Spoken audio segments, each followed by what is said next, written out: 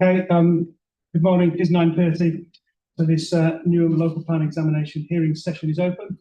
I'm William Fieldhouse, the inspector appointed by the Secretary of State to examine the plan. Can everyone hear me okay at the back there? Yeah. Okay. A reminder, please, for everyone to switch their mobile phones and laptops to silent mode. No fire alarm tests are planned for today. So if the alarm does go off, we will need to evacuate the building, going out through the doors on that side of the room, around into the lobby, around to the left, back out through the reception area outside, and then assemble at the far end of the building opposite the DLR station. Charlotte, the programme officer, is around today, so if you need any assistance, have a word with her, please. So the agenda for today was published last week. We are dealing with a number of matters that we haven't talked about yet, and also some action points arising from weeks 1, 2, or 3 of the hearing sessions. So specifically, we're dealing with the proposed modifications to the policy on Abbey Mills, matter 13, social infrastructure, action points relating to town centres, matter 9, and economic development, matter 8, that were discussed in week 3. Matter 12, green and water spaces, and matter 15, waste management. So we've got all day if we need it. We won't start matter 12, green space, before 2 o'clock. So we've got up to lunchtime to deal with the matters before that if we need that long. Reminder that the purpose of the examination is to help me decide if the plan that was submitted on 18th of July 2025 is legally compliant and sound, and if not, how it can be modified to ensure that it is. So we'll start each agenda item usually with some questions I'll have to the council. And when we've heard the responses to those, I'll invite contributions from the others. If you wish to speak at any particular time, just put your nameplate vertically on end. I'll bring you in at the appropriate time. When you do speak, if you could use the microphone, I know you're having to share, but make sure it's switched on. Sit along so it's near enough to you.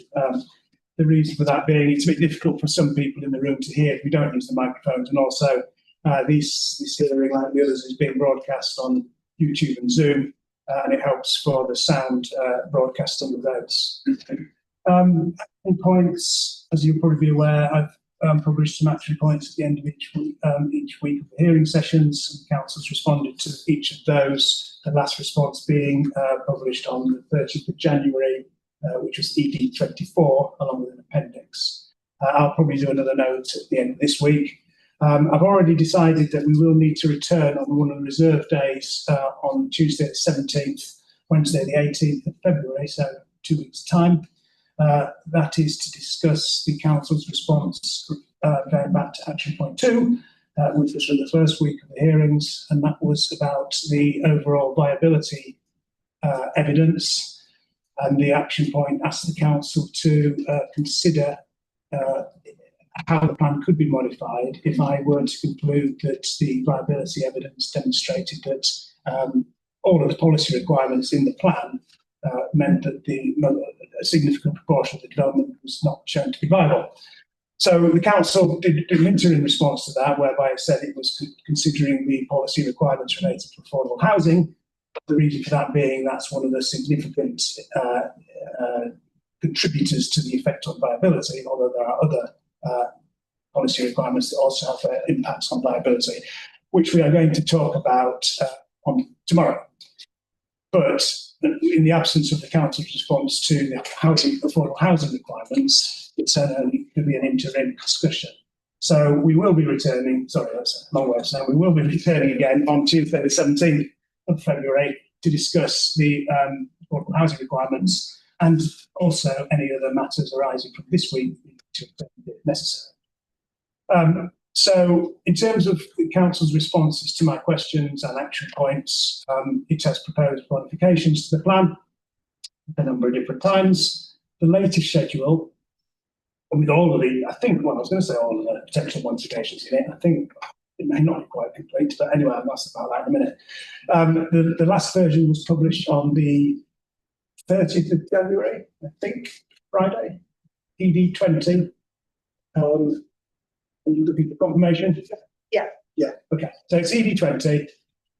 There was an earlier version of ED20, but that one's gone, and if you press on ED20 now, it's the latest version. So the ED20 in the examination website is the most to-date and comprehensive schedule of potential modifications to the plan. So we will discuss those. Some of them relate to the matters we're discussing today, and we'll look at that as we need to as we go through the day. Okay. Before we move on to the first agenda item, can we go around the table and let people introduce themselves, please? Start at the Cass. Yeah, Naomi Pomfret, Principal Planner at the Borough of Newham. Senior Public Health Strategist, London Borough of Newham. Lily Mahoney, Principal Planner at Newham. Donnelly Edmund, Interim Planning Policy Manager at Newham. Chief Lily Francis, Bishop of Newham. Sarah Karen, Senior Planner. Peter Darby, Whittle Cox Architects, representing AEIM. Isabel Keeley, Principal Consultant, Ramble, representing the same. James Strawn Casey, representing AEIM. David Brown, Planning Director of New Steel, representing AEIM. Bernard, representing William Homes. Lucy Rogers from the Friends of the Bristol Market. Okay, welcome all. I could hear you, but you will need to use the microphones when you make contributions. I think probably the back couldn't hear you. Okay, any procedural queries or questions before we move on to the first agenda item? Anyone? No. Okay, thank you. Right, so we've discussed policy N7SA1 in the under matter 4. We've also discussed the tall building zone that relates to the allocation twice since then. So we've had quite a discussion about it. Anyway, following week 2, I think, there was an action point that I set out that council has responded to. And also relevant was the council's response to AP14, which changed the tall building zone and the tall building heights relating to the allocation. So both of those things are relevant. As I say, the change to the tall building zone and height was discussed during week 3, so we've already had a discussion about that. And I know there are outstanding areas of disagreement about the tall buildings and the relationship with the adjoining conservation area and the adjoining development on the other side of the railway line and the tall buildings there. So I understand the issues.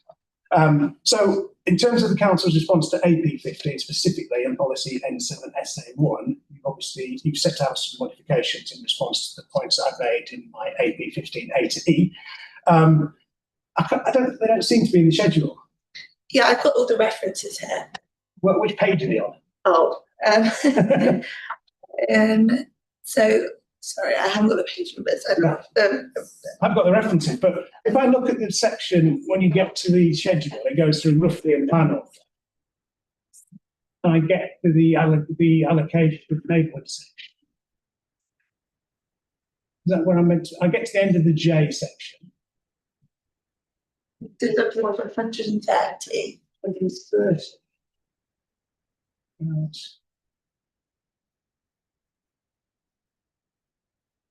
Okay. Oh yeah. Okay. This.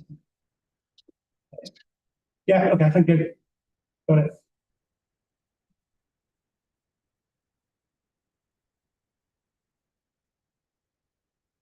I mean, they're itemised in your response to APV anyways. We're in 2 places. Okay. So you've seen those, I assume, looking at AEIM. Yep. Good. Okay. Well, so in summary, what they do is they delete the reference to the equivalent amount of community floor space. So that's one issue. They delete the reference to the community facility being in the proposed local centre and rely on a cross-reference to the relevant policies SI1 and SI2, which we're going to look at. But in essence, that requirement for the community facility to be in the local centre remains by virtue of the SI policies, which we're going to talk about subsequently. Yeah. Yes. So it's not that, and the indicative position of the local centre remains, and the shape of it remains as it was on the diagram. Yeah. Yes. Okay. And then there was just a tweak to the wording about the access to the West Ham station. Yeah. So there's 2 things there. I mean, it's Make it clearer, essentially. Yeah. It's a connection from the site to the station, and it's a bridge basically. Yeah. Or it And is. then the north connections to their set, but that's Yeah. right, yeah. And then we've got the changes to the tall buildings zone boundary and the tall building appropriate height being 100 metres on the part of the site closest to the station, but Yeah. not as far, not as high and not as far across as AIM were looking for. Okay, so that's it. That's where we're at. So, anything you want to say? No, that's it. Okay, right. Let's hear from AIM. If there's anything new or additional to say, Mr. Strand, have you got your microphone going? Is that right? That's on. That's on. Okay, Good. thank you very much. So, thank you. I'm going to obviously not repeat matters relating to tall buildings if I can avoid it, because I think you've heard a lot about that. Yes, Instead, I'm just going to focus on some of these changes. indeed. And obviously, we welcome some of the changes. We're not convinced by all of them, and indeed, we're not sure that some of them address what you were specifically raising. I'm going to let others chip in where relevant to help you with some of the element space. But could I just take them in sequence? Yeah. First of all, obviously, we welcome with the equivalent amount of community floor space for the reasons previously discussed, so I don't spend any time on that. I think the first issue here is that we previously identified that we thought that the need for a mosque has been specifically identified in the evidence space. And I'll ask my colleague to come in on that just to give you the references and explanation. And of course, bearing in mind the London plan and indeed NPPF policy about plan making, identifying needs and then allocating appropriate sites for that, there doesn't seem to be any issue with the principle that this is an appropriate site for a mosque, and indeed you have a willing landowner wishing to develop one. So we find it very strange that there are no reference to that in the allocation for this site with item identified need. Coupled with that, then there is the reference to considering all types of community facility, which is even more diluting of that principle. Or why not identify the mosque that has been identified in the evidence space? And we do have quite a few points that overlap with SI1. I try not to trespass into those, but we're going to talk about this idea. Excuse me, we're going to be talking later on, if we're allowed to, about the concept of needing to demonstrate the need for a community facility, which we find somewhat contrary to policy. But can I just focus then on the site specific? I'm going to just, if I may, let my colleague Randall come in to help you on the evidence base about this, the need for a mosque and why the reference to that should be made in the policy. Yeah. Yes. So the council's own evidence, the community facilities needs assessment, which is the B044 Appendix C isochron mapping on page 11. They identify within that there is no other Muslim place of worship within a 50-minute walk of the site. So there is kind of an identified deficit for worship space in that area. The spatial deficit is reinforced again by the equality and community evidence base that shows that approximately 42% of Newham's population is those from Muslim backgrounds, but only around 20% of the places of worship in the borough serve the Muslim community, demonstrating a bit of a mismatch between population profile and provision. That can be found at EV039 and paragraph 4.13 on page 42.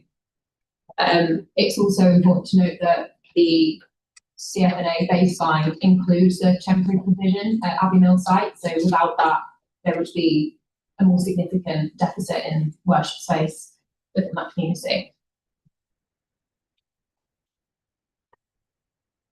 Okay, thank you. Yeah, understood. And so we do have some suggested wording. I don't show you if I just read it out, and if it's of any interest, we can. Sorry, before you do, let me just ask the council about this in principle. I mean, I don't. So, do you want to just comment on that? I mean, why isn't this referring to the existing community facility, which is significant in scale and what it serves? as being something that needs being replaced or re-provided?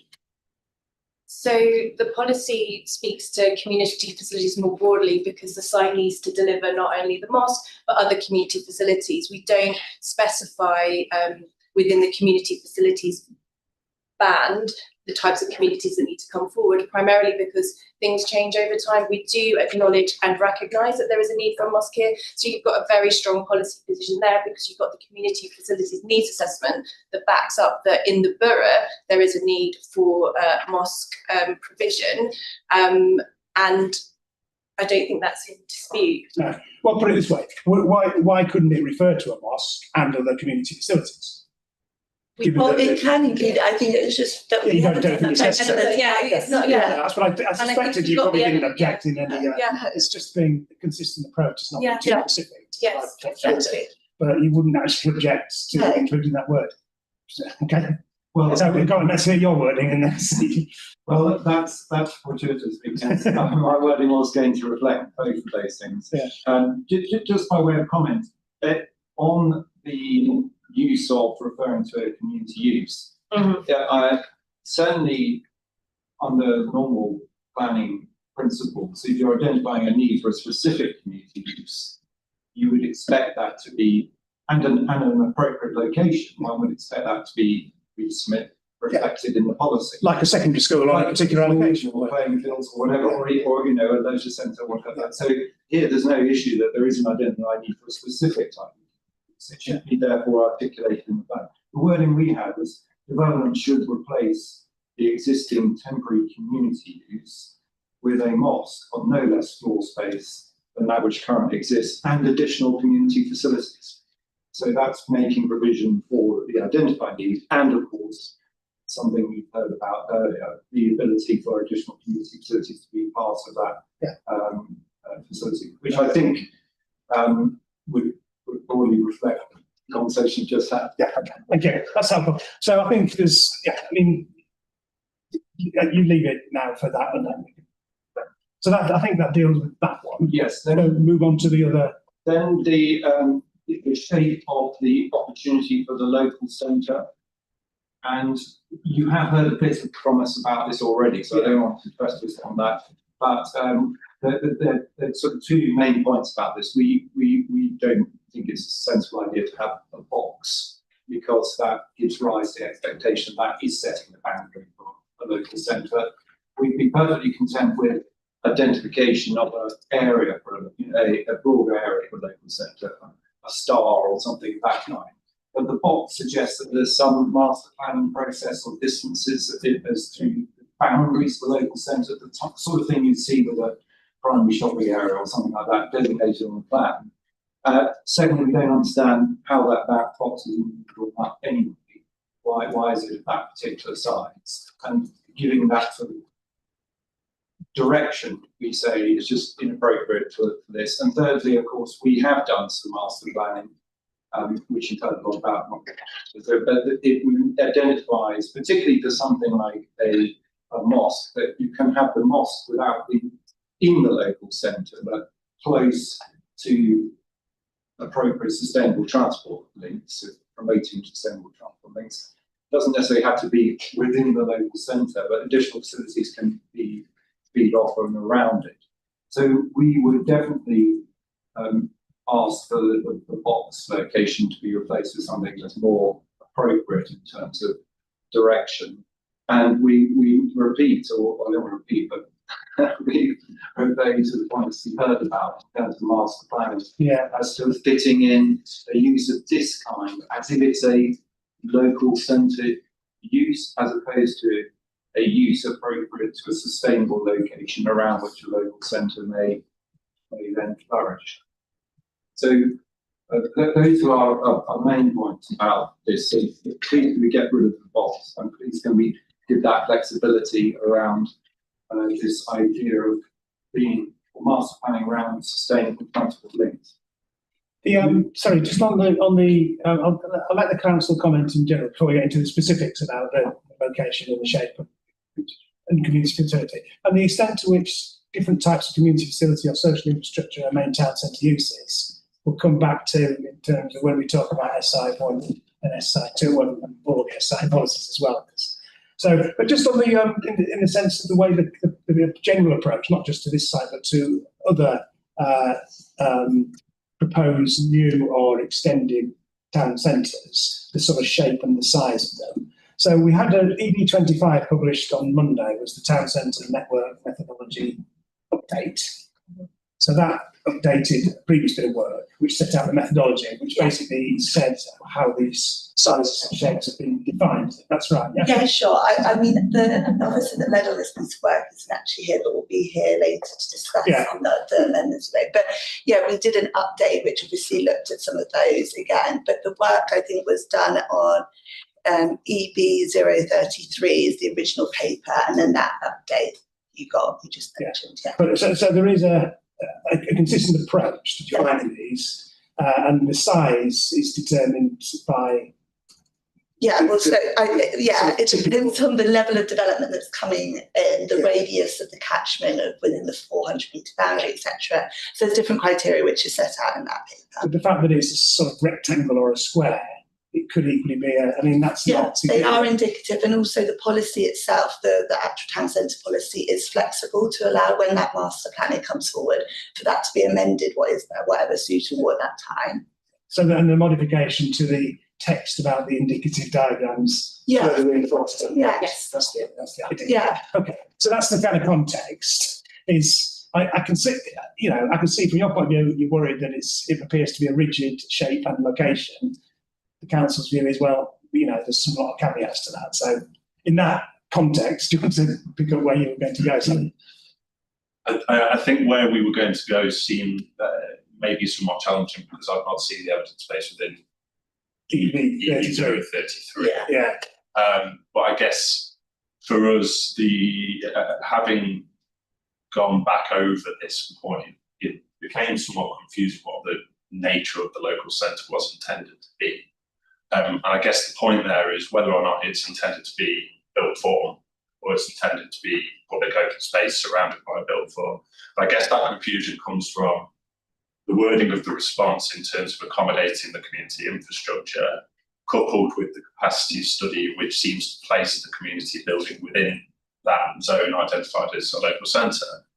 But if you then apply that analysis to other allocated sites with a local centre, so we kind of went and looked at Bolt Trees Park site allocation N7SA2, where the local centre, as indicated, largely reflects the public open space, i.e. the park that runs down the centre of that scheme, which is now approved. So on that basis, we kind of then start to question the appropriateness of the local centre as shown being bounded on one side by a railway line, which we've already acknowledged is a sensitive edge with kind of potential noise-related pollution. And conversely, our master planning exercise kind of starts to look to bring the local centre further into the site to create a heart to the scheme, which in turn will provide better connectivity and attachment, as you kind of referenced, for our site, but will also start to facilitate connectivities to some of the other areas that the allocation starts to suggest, namely the Greenway. Bringing that point back to N7SA2, I'll note that the local centre within the 12 trees allocation, kind of referencing the principle of the local centre being in close proximity to West Ham Station and most accessible locations. The local centre on that site extends 280 metres away from West Ham Station, accommodating a lot of good principles of allowing for that wider master plan to connect into the local centre, which is in essence what we are trying to establish through a kind of design-led master plan approach to the site, where I don't think that the local centre as currently indicated would be an appropriate solution for the site itself. Yeah, understood. Let's look at this map again. Okay. Anything else on that on the local centre shape location? I guess the final point is if the intention behind the local centre were to be to accommodate the community infrastructure, i.e. build form, we would still hold on the position that it isn't appropriate for meeting that requirement. insofar as that's been driven by the capacity study, which shows a 6-storey community facility, i.e. the mask, which wouldn't be appropriate as a built one for delivering a market fit for purpose, and meets the wording of previous policies around reproviding to use. So the land take would be greater for the type of facility that for the mosque. Yeah, It's significant. Okay. Okay. Do you want to? Yeah, I mean, ultimately, both of those things we would be expecting around like public realm, community uses, a mix, and the boundary is indicative that there's flexibility within the policy to allow through your master planning exercise, if there is a better location or there's justification to amend that boundary, that would be something that the policy would allow. Ultimately, we are looking at the most sustainable location. Obviously, we'll discuss that around being near the transport links. But the policies that we have do have the flexibility to allow that through the design-led approach, and also this is a proportionate exercise that that location is the most suitable. Just going back to the relationship between the local centre that's been approved or on the other side of the road. Yeah. So there are policies about improving connectivity between the two allocations. Yeah, so the severance dimensions. Yeah, so what's practically, I may have asked this last time, but I can't actually recall. There's a connection that's further to the west, around Crows Road below, that we're looking to obviously address that. Connection through the local centre would be optimised, hopefully, and then the improved connection over to West Ham. But how would the two parts of the local centre be connected across the railway? Yeah, there's a connection there as well that we're looking to open up. That so it was part of the agreement with Task Force. So what is the connection? It's under the railway. It's under the railway, yeah. So that would physically link for pedestrians, not traffic? Yeah, I think that's the level of, the details that we did our transport assessment, that's what identified that through the STS. Ultimately, those master planning aspects would come through the planning application stage, but yeah. Those are the principles that are in the policy back. Exactly, that's what we recognize, yeah. Thank you. Right, okay. So can I just pick up on that point and the third point that we wanted to raise? This arose out of the action point itself, I think, was expressed as clarified how routes to and from the site, so improve access and connectivity to West Ham Station, including the proposed 12 Trees local centre. Yeah. What you just said, and indeed the wording, we don't think does do what the action point required.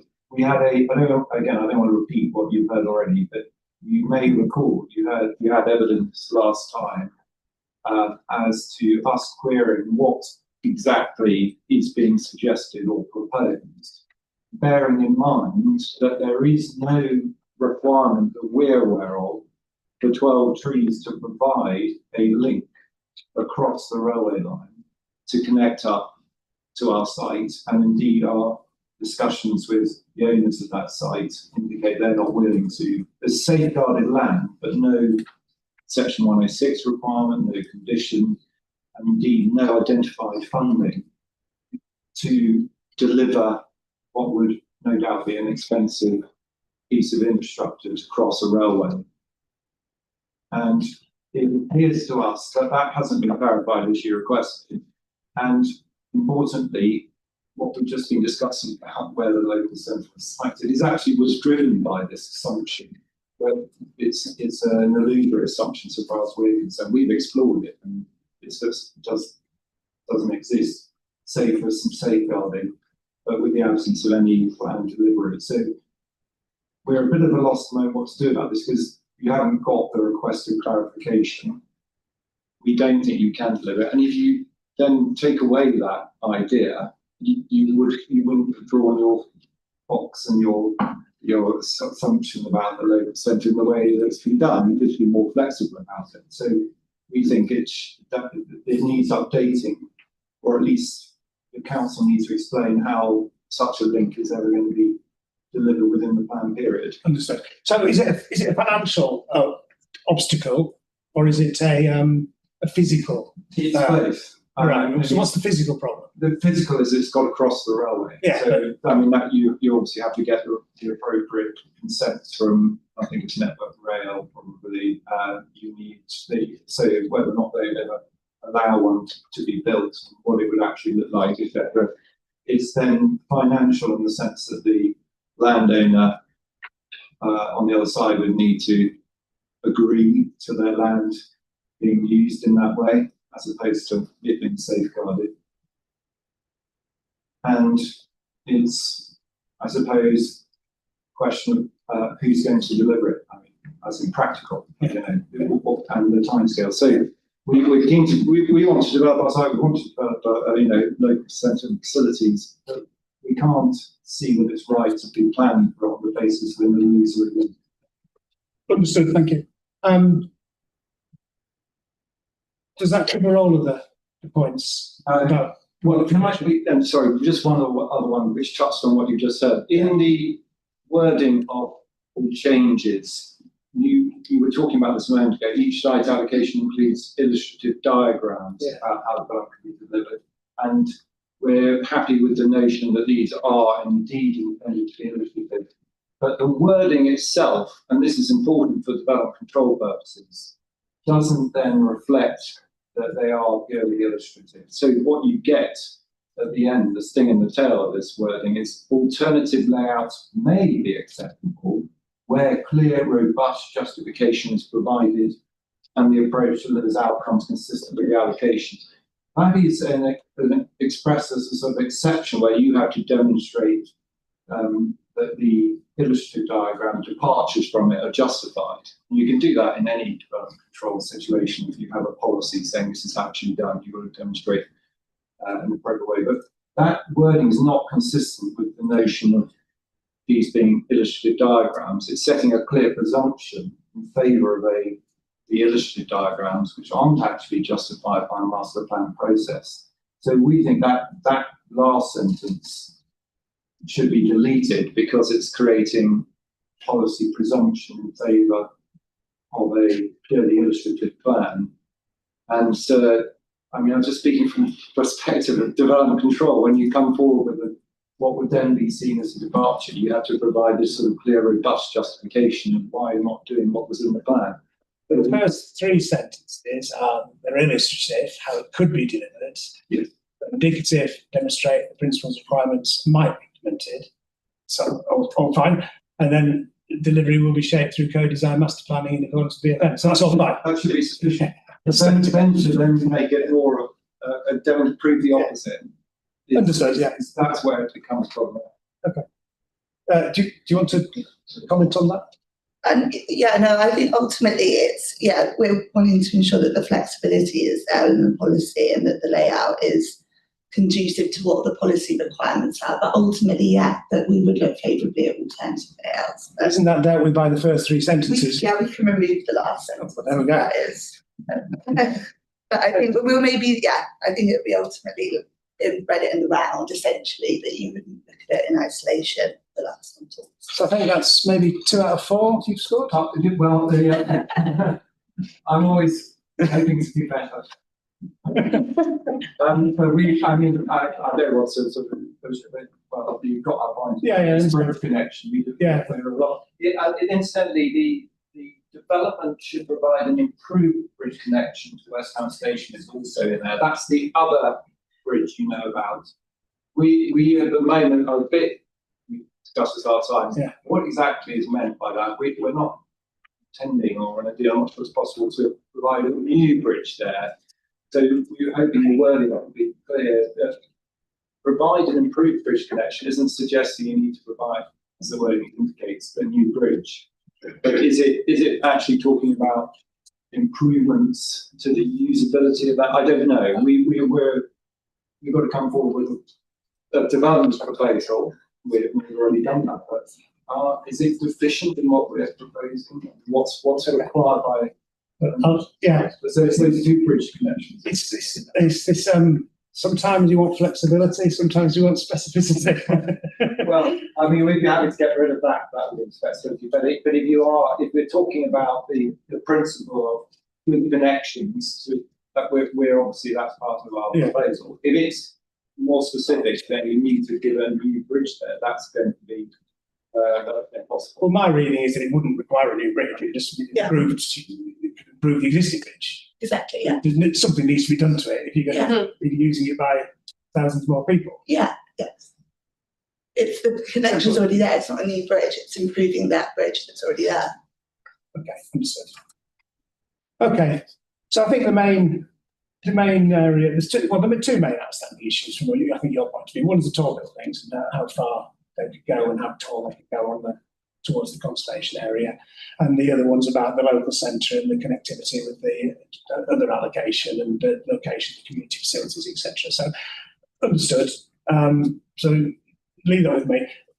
We are going to talk about SI1 and SI, etc., and about what they are aiming to do and the justification for it in relation to different types of social infrastructure and main town centre uses, etc. So we'll come back to that as well. Okay.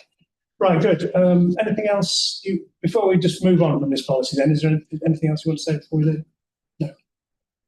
Thank you.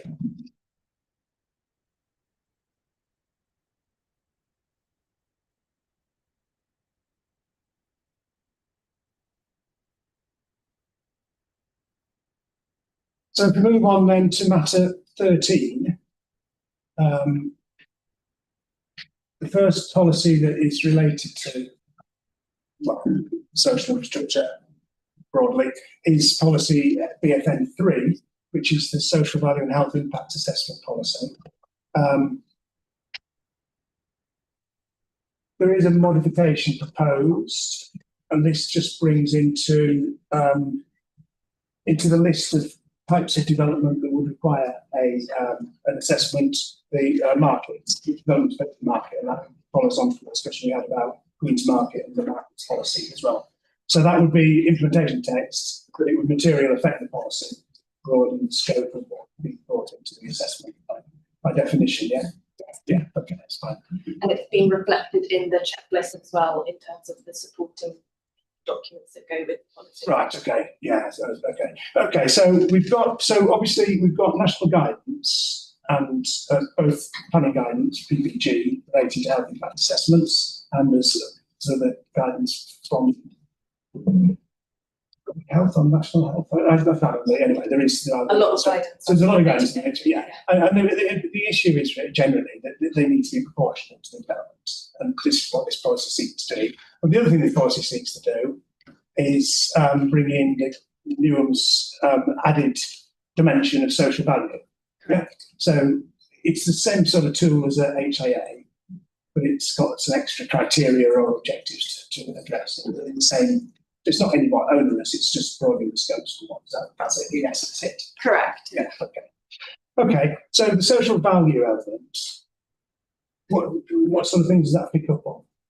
So it's employment, and in terms of the markets, actually it's a really good example, the fact that it's social infrastructure in the sense that they are community meeting places and they have that value to communities, affordable, they offer affordable spaces for people to trade, and that's all reflected within the policy. So it's trying to pick up on those elements that aren't necessarily land use, but it's things that land use does bring to it that aren't necessarily picked up by, say, use class. Okay, so the broad HIA's health impact assessments, they cover a broad range of public health issues. Yeah. This broadens it even more. It does. It has so it's got social, environmental, and economic elements at the front of the checklist. Which draws on it draws on our 50 steps JSNA strategy as well. So we very much tried to align it to the Hoodoo model, which already exists within London, and keep it streamlined as possible, but specifically reflecting the health and social issues that are in Newham with regards to the 50 steps. So it mirrors those. Okay. And this guidance now, it's been around for some time? Yeah, it was consulted on with the planners it's developed. Okay. Yeah. But it wasn't in use before that? No. Okay, so it's a relatively new tool. It is a new tool. Yeah, okay. Okay, thank you. I know you picked up a point about EIAs and they're covering health impacts, but they only pick up certain developments, certain types, don't they? But anyway, do you want to just comment on another of the tools or assessments? Is that right? Yeah, probably so. Make my comment. I mean, just to say, we obviously do support the principles of maximising social value, but it's parts 2 and 3 of the policy that we take issue with just being overly prescriptive. I won't repeat myself, but it's the same point about application document requirements in the local plan and the role of validation checklist, and then also the slight concern that there's perhaps an overlap with the EIA process. So just trying to avoid this sort of constant duplication in the local plans. I guess the overarching point is to say we're not trying to rebut what's trying to be achieved here. It's just the process and the mechanism for that. Understood. Yeah, I mean, with that being at the forefront of our mind as well, we don't want to stymie development. We want to make sure that decisions are taking place really early, and that's why this tool is really helpful, because we can identify things that can be put into place to improve development. That's why we have the screening tool and the checklist to make sure we're not bringing in developments that don't need to be brought in. I've got my colleague Hafsa here from Public Health. We work together on the programme looking to resource it as well. We don't want it to hold up development. If anything, it should be informing those discussions early on so that we can all move forward and be happy with the development that comes across. And I would just say, without parts 2 and 3, it's only an aspirational policy. Anyone can write, want to have a healthy and sustainable development, but this is really drawing on the how, and the checklist tool is really clear. It draws in the policies as well, so it shows you where that alignment is. And if, for example, that evidence is within a design and access statement, you can draw that in. We're not asking for more. It's a signposting tool to make sure that public health are part of that conversation as well with developments, especially the significant ones that are coming forward, and also our park teams and our leisure teams. And yeah, that's the mechanism we think is most beneficial to actually speed up the delivery rather than slow it down. It's saying what is important to Newham, how can you address it in your development. okay, understood. Any other comments on BFN 3, Friends of Queen's Mark? I mean, in a way, it's quite. I don't just read the mic. So. Yeah, Maybe.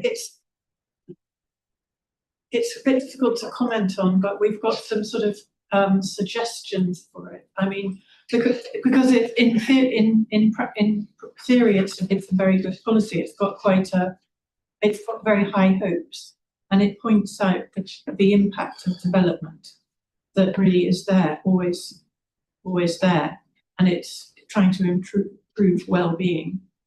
In particular, you've actually defined 2 sides of the story in the justification, where you say the measure of success will be health, happiness and well-being of our residents, rather than growth, productivity and land value.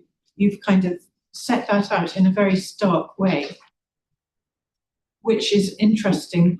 In a way, we would say, if those 2 things can be amalgamated. So if what you were just saying about the benefit, if you have happy and healthy people who are in work, then you actually get productivity. So perhaps it's not as, I mean, that is the stark reality of what we're dealing with development versus well-being. But, you know, this is a very helpful policy for that. And especially in establishing the baseline of what's there.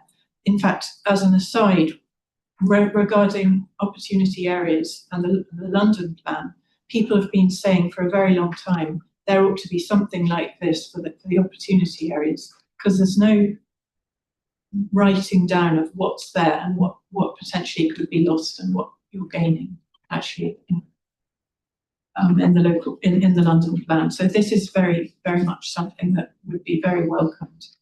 About how it works, it's a little bit like co-design.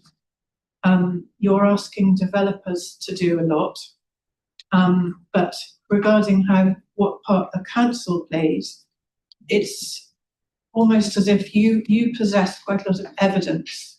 It's almost like you could have this library of evidence here could be permanent, and community groups also, when you're asking developers to go and consult with people, it's almost like you need, perhaps if you possess that information centrally and make it very open and share it, that could be a benefit, because otherwise the developers are, I've seen the House Builders Federation saying this policy is not needed because having a house in itself is a social benefit. He doesn't want this policy at all.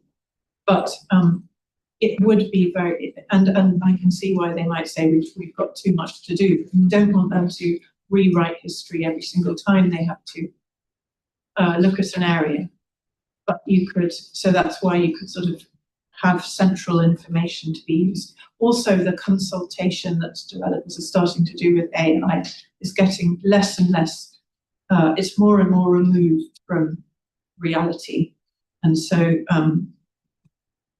this would, there are ways that this could help if the council really plays a part in it. But in terms of the hoodoo practice and how that's written, I think we need to think about how it would work and at what point.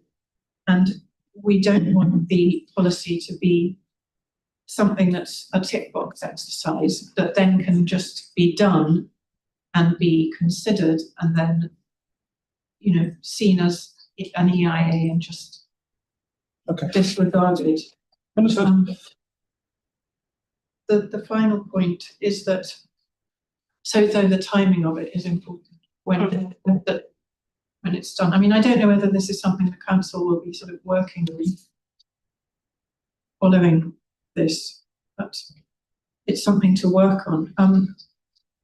In a way, the policy, going back to Queen's Market, which is why we are here, and you mentioned it, and you mentioned all the benefits of Queen's Market. I mean, going back to the allocation of a tall building on the market, the plan is contradicting itself in its intentions to improve health and well-being by assigning the allocating. I've got the market back on the agenda a bit further down. So let's leave it. I think we'll move on from this policy now. I understand the points you make, but I think they're probably, well, unless you want to say, but I mean, I think they're covered by I understand the point, but I mean, the sort of things that are covered in the implementation text about timing and for that purpose, we did the guidance note, screening, and the checklist tool, which has the questions which for the market lean on the GLA's guidance note regarding to street markets and draws out those questions, which picks up on many of the points that you said. I'd be happy to meet afterwards to show you how the toolkit works and the elements that are there, because we very much have signposted to where our evidence already exists in terms of health and infrastructure in that guidance note. We've done as much as we can to try and front load it for developers so that they can find that evidence themselves. Okay. And in terms of the sort of the relationship between this sort of tool and the code design master planning that we talked about yesterday, this talks about doing it early in the process. Yes. I mean, presumably what you'd be looking for is this feeding into the code design master planning process. Correct. And then this subject and the public consultation in line with the state of the community involvement, bring that element in as well. Yeah. And it's got a co-design element within it as well in terms of the questions and things that we would expect to see. So that detail is in the checklist. Okay, thank you. Right, thank you. So understood. Let's move on to the social infrastructure policies. And there are 4, and it's in the chapter for social infrastructure. The first thing I want to understand about this is I genuinely I've got confused about this. Okay. You've got social infrastructure. Yes.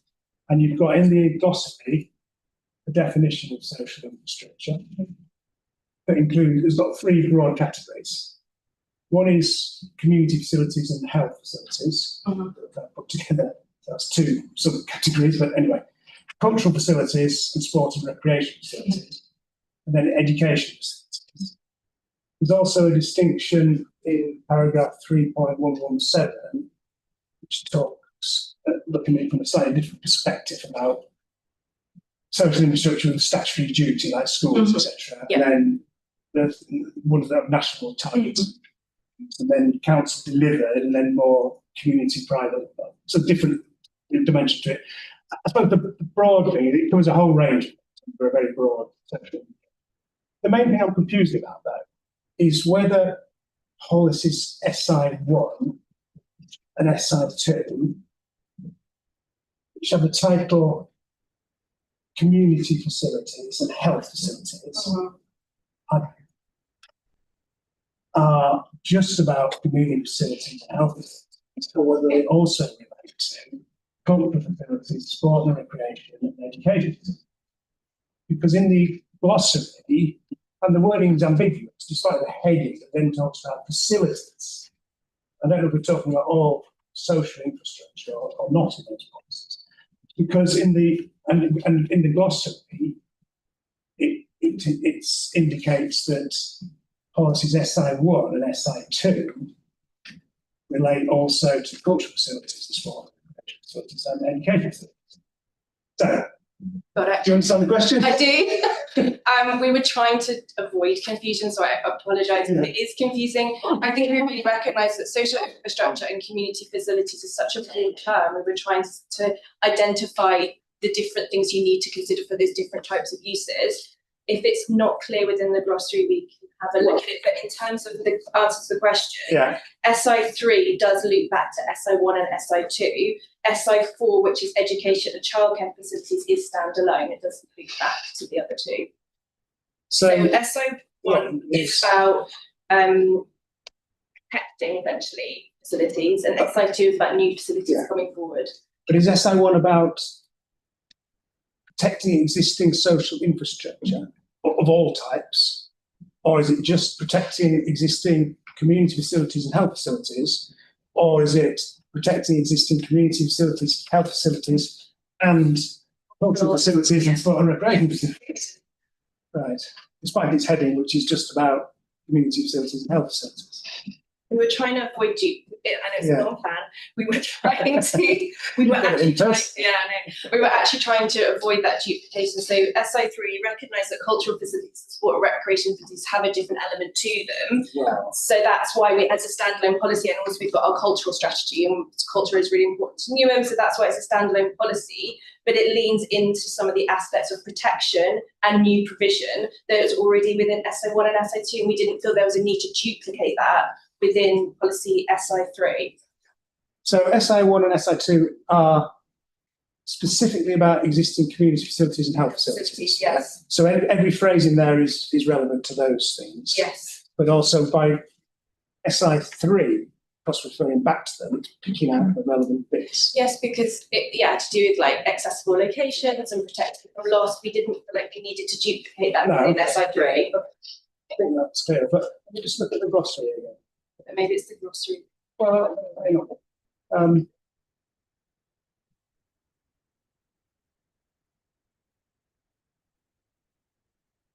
Social infrastructure covers all of these full range of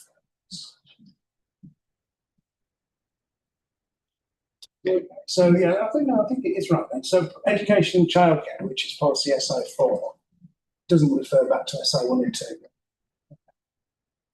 Okay, fine. So that's clear enough. So when we come on to talk about the cultural facilities and sport recreation, think about the relevant bits of SI1 and SI2. Right. So what is also done in the glossary and in the implementation text is clarify which of these social infrastructure facilities are main town centre uses. Yes. By the asterisks. Yeah. Yes. Okay. So that's significant in the sense of national policy's expectation of where they should be located. Correct. Okay. Right.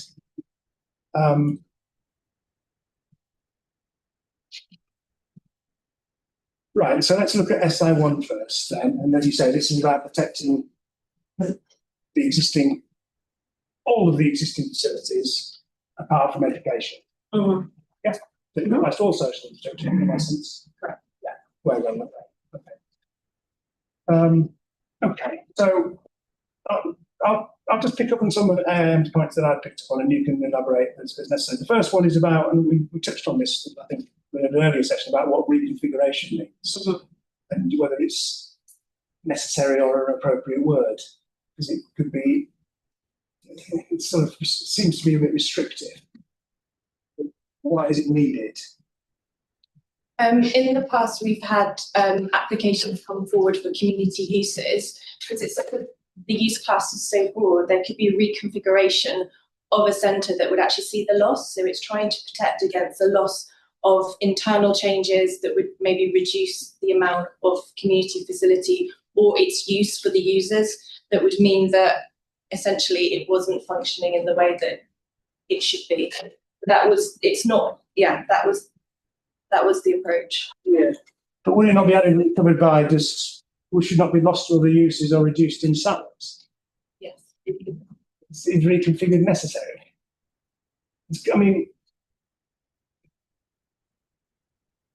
well, it says it should not be lost to other uses, reduced in size or relocated unless. It's hard to think. So reduced in size is adequate and we can remove the reconfigured. Probably. Well, does that help? You want Does that help? We're not. Absolutely. We're not. And we're a case in point of reconfiguration, which doesn't involve loss or how we want to expand. Yeah. So, but the word reconfigured, for the reasons you alluded to, is restrictive because reconfiguration can be highly beneficial. and necessary, yeah. Absolutely. Yeah. And what I think, if the concern is reconfiguration that results in reduction in size, then that's already covered by the other word. Yeah. Okay, thank you. Right.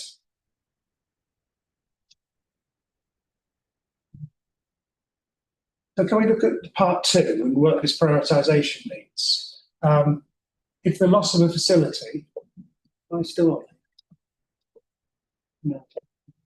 Right. If the loss of a facility can be demonstrated as being acceptable, so that's having met the first buyer, then the preferred alternative use will be affordable housing as much as possible. Yeah? But does that mean if the loss of that specific facility, or does it mean once you've exhausted all types of social infrastructure other than education? Yes, you would have to go through the part 1. You have to show that there is no longer a need required as demonstrated by the assessment that's set out there. But then if it is demonstrated that there is no need for that facility and or another facility, because it's evidence that the facility has been marketed for social infrastructure for at least 12 months, so it is open to other uses coming in, then our preferred approach it would be the maximising of affordable homes. Yeah. So it's not prioritising affordable homes over other types of social infrastructure. Definitely. Quite the contrary, you go through all the social infrastructure marketing. If there's anything that meets this definition, and if Yes. market is successful, that's it. You go for that. Correct. Okay. And the phrasing of facility in this policy, I suppose, is probably deliberately broad. Yes, so because it picks up- refers back to SO3, exactly. Right. Anything on you want to say in relation to those? Yep. So on that point, we're grateful for what you've just clarified, that we would suggest it needs clarifying in the policy, because as you be aware, we're concerned that it refers to loss of a facility rather than the preferred option of replacing it with some other social use. And we've then got an issue with why you suddenly moved to affordable housing. Well, As opposed to housing, of which a percentage would be affordable. okay, yeah. It's suggesting, maybe it's listed, I don't know, but it appears to be loss of an existing facility, and then the next option is affordable housing. Whereas, bearing in mind the need for housing generally, of which a percentage would be expected to be affordable housing, it seems an odd preference. It doesn't come, I think it's said to derive from the MPPF or even London Plan policy. That doesn't actually express that principle. It talks about delivery of housing with obviously desire for a percentage of affordable housing. So it appears to be lost in translation if it's said to derive from the London Plan policy. Okay, you want to comment on that? Yeah, it is aligned to the London plan. So it's policy GG2, which is about optimising land to meet housing needs. And then London Plan H4, which is the delivery of affordable housing, and then also the NPPF, which is making effective use of land. And it is the preferred alternative. It's not, it's, yeah. But in practice, how would this work? It wouldn't be 100% affordable housing, would it? No, it says maximum viable amount of affordable housing. So With any other use that would have to deliver that. Exactly. So it wouldn't have to be other housing, market housing. It could be something else if that was more, making it more viable. Yes. Okay. Can I give you the reference to London Plan? It explains it 5.1.8 in all casing where housing is considered an appropriate alternative use, opportunities for affordable housing provision should be maximised. So it's predicated on housing coming in, and then you maximise your affordable housing. It's not, as has been suggested here, taking a community facility and then maximising affordable housing as a replacement. Well, yeah, sorry. Sorry, I don't know if that's it does seem an important distinction. I think what the council just said is it wouldn't just be affordable housing. It would be whatever development could maximise affordable housing. So it's more flexible than market housing plus affordable housing. Well, it doesn't say that. It says the preferred alternative use will be for the maximum amount of affordable housing. Oh, so it could say for a form of development that delivers the maximum amount of affordable housing. No problem with that. That would actually reflect what you've just been told, I suppose. Yeah. That's what I think. Okay. Right. Okay. Thank you. Is that okay? That's what it's meant to do. Yeah. Thank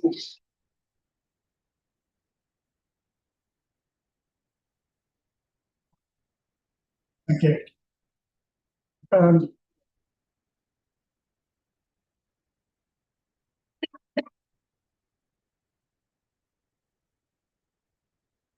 yeah, then it's got another caveat, hasn't it, about whether this community facilities in a primary shopping area or a sale or a bill. It wouldn't be appropriate. It for would then be those uses. Yeah, exactly. And that's just clarity. Yeah. Okay. Every eventuality anticipated at this point. Right. 10 million. SI1, yeah. Thanks. Sorry. We're closer to each other. I just pick up on some of your original observations about how policies are structured. Yes, thanks. Confusion. I don't know whether it's worth considering revising the heading for SI1 to make it clearer that it relates to all community facilities. Right, but adding health facilities in makes you think it's a specific category. And I too got a little bit lost when I was reading through the policy. So just a suggestion. And then on part 2, I support the comments made earlier about the wording. And again, should it be made clearer that the sort of order of priority is turning to other community facilities first and then housing, which is what would facilitate the delivery of housing. So just support the comments in the discussion earlier. I think the problem with putting the headings to be as social infrastructure to SI1 is that would then bring in the education, which the delivery want to exclude. Yeah. So I suppose you could have it. So all parts of SI1 and SI2 relevant to SI3 uses. Also, but let me just try. but you're satisfied. I mean, I understand that when you've explained it, but it took an explanation to make it clear. So I can take it away and see if there's anything we can do to clarify.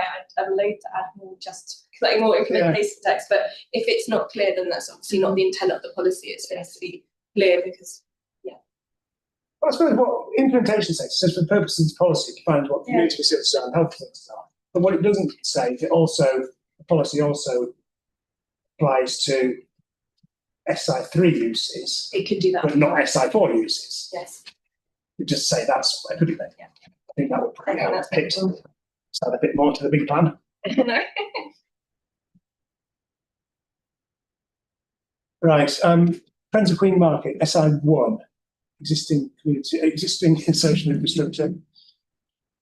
I think we were just commenting that in the previous existing plan, I think there's an actual list of what constitutes a community facility. And we noted that the market wasn't in there, although it had been mentioned as a community facility in various background evidence. So that was just a question, but I don't think this policy contains a list as such, does it? That's within the glossary and also with the implementation tax, but we didn't include markets because markets, in our view, are more than just a community facility. They're also shopping spaces that the H1 policies apply, and the H policies apply. HS policies, sorry, political policies apply as well, which is why we brought it into BFN3, because we recognise the social value and the importance for the community of the market, that it's more than just a community facility. Okay. Oh, then that's okay.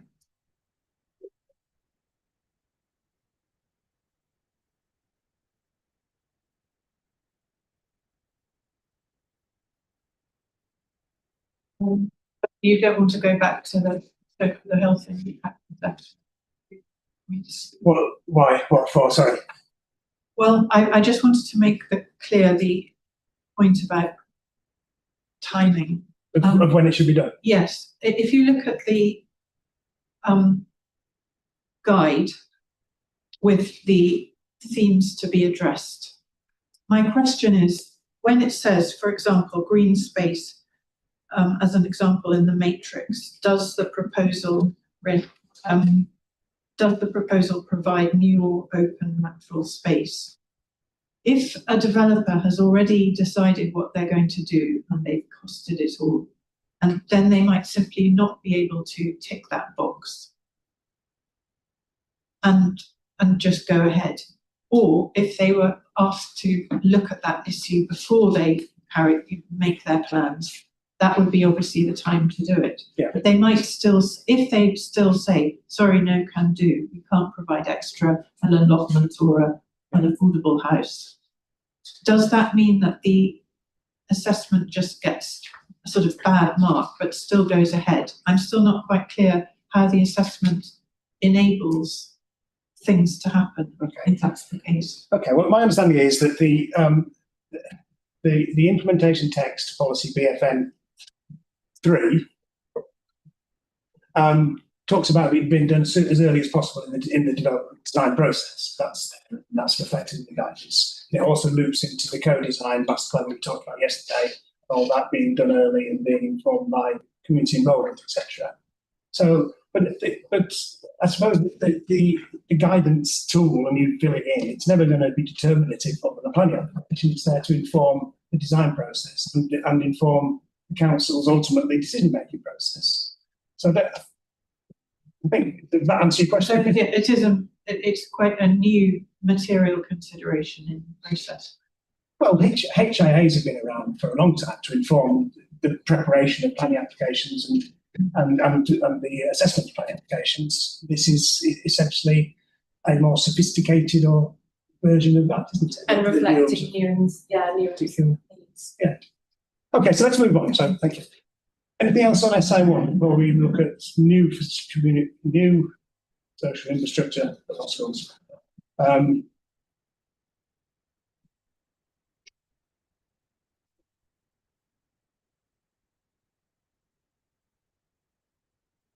think the main issue here is, which we've talked about before, and I'm going to come back to, is this sort of the reason why there needs to be evidence of need or unmet demand for proposals that are put forward. He did explain it, that there have been examples of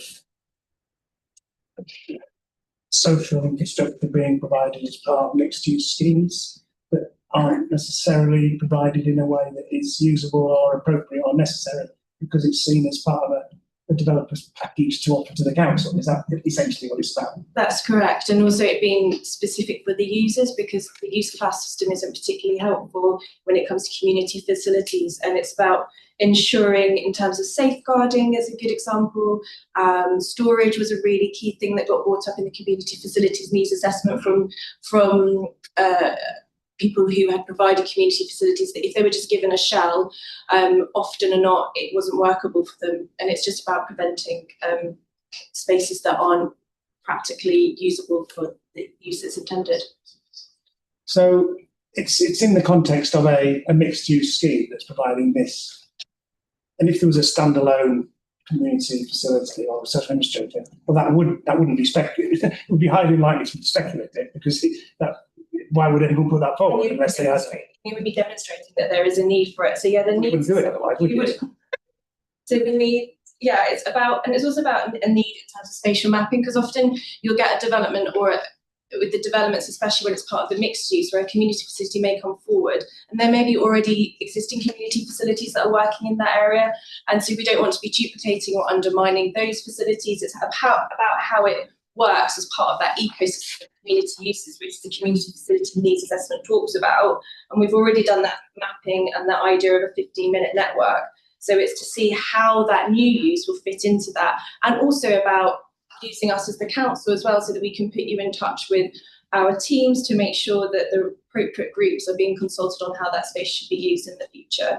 So it's seen as positive rather than a proactive, rather than a negative. So that space is actually being taken forward in a way that it doesn't lead to a vacant space. So it's not so much you can't provide that much space, because it's like, what's the space going to be used for?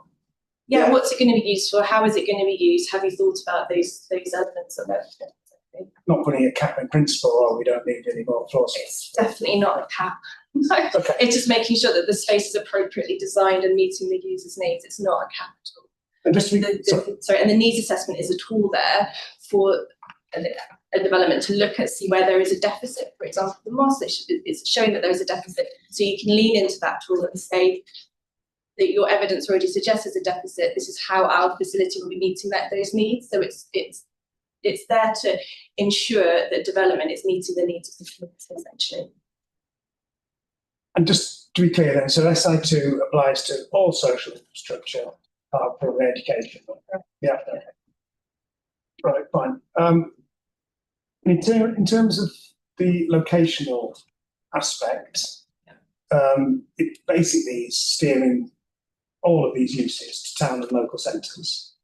Correct. And we've actually got a modification which should be on the table, which is relevant. Let me just. Okay, bring me up. So, okay.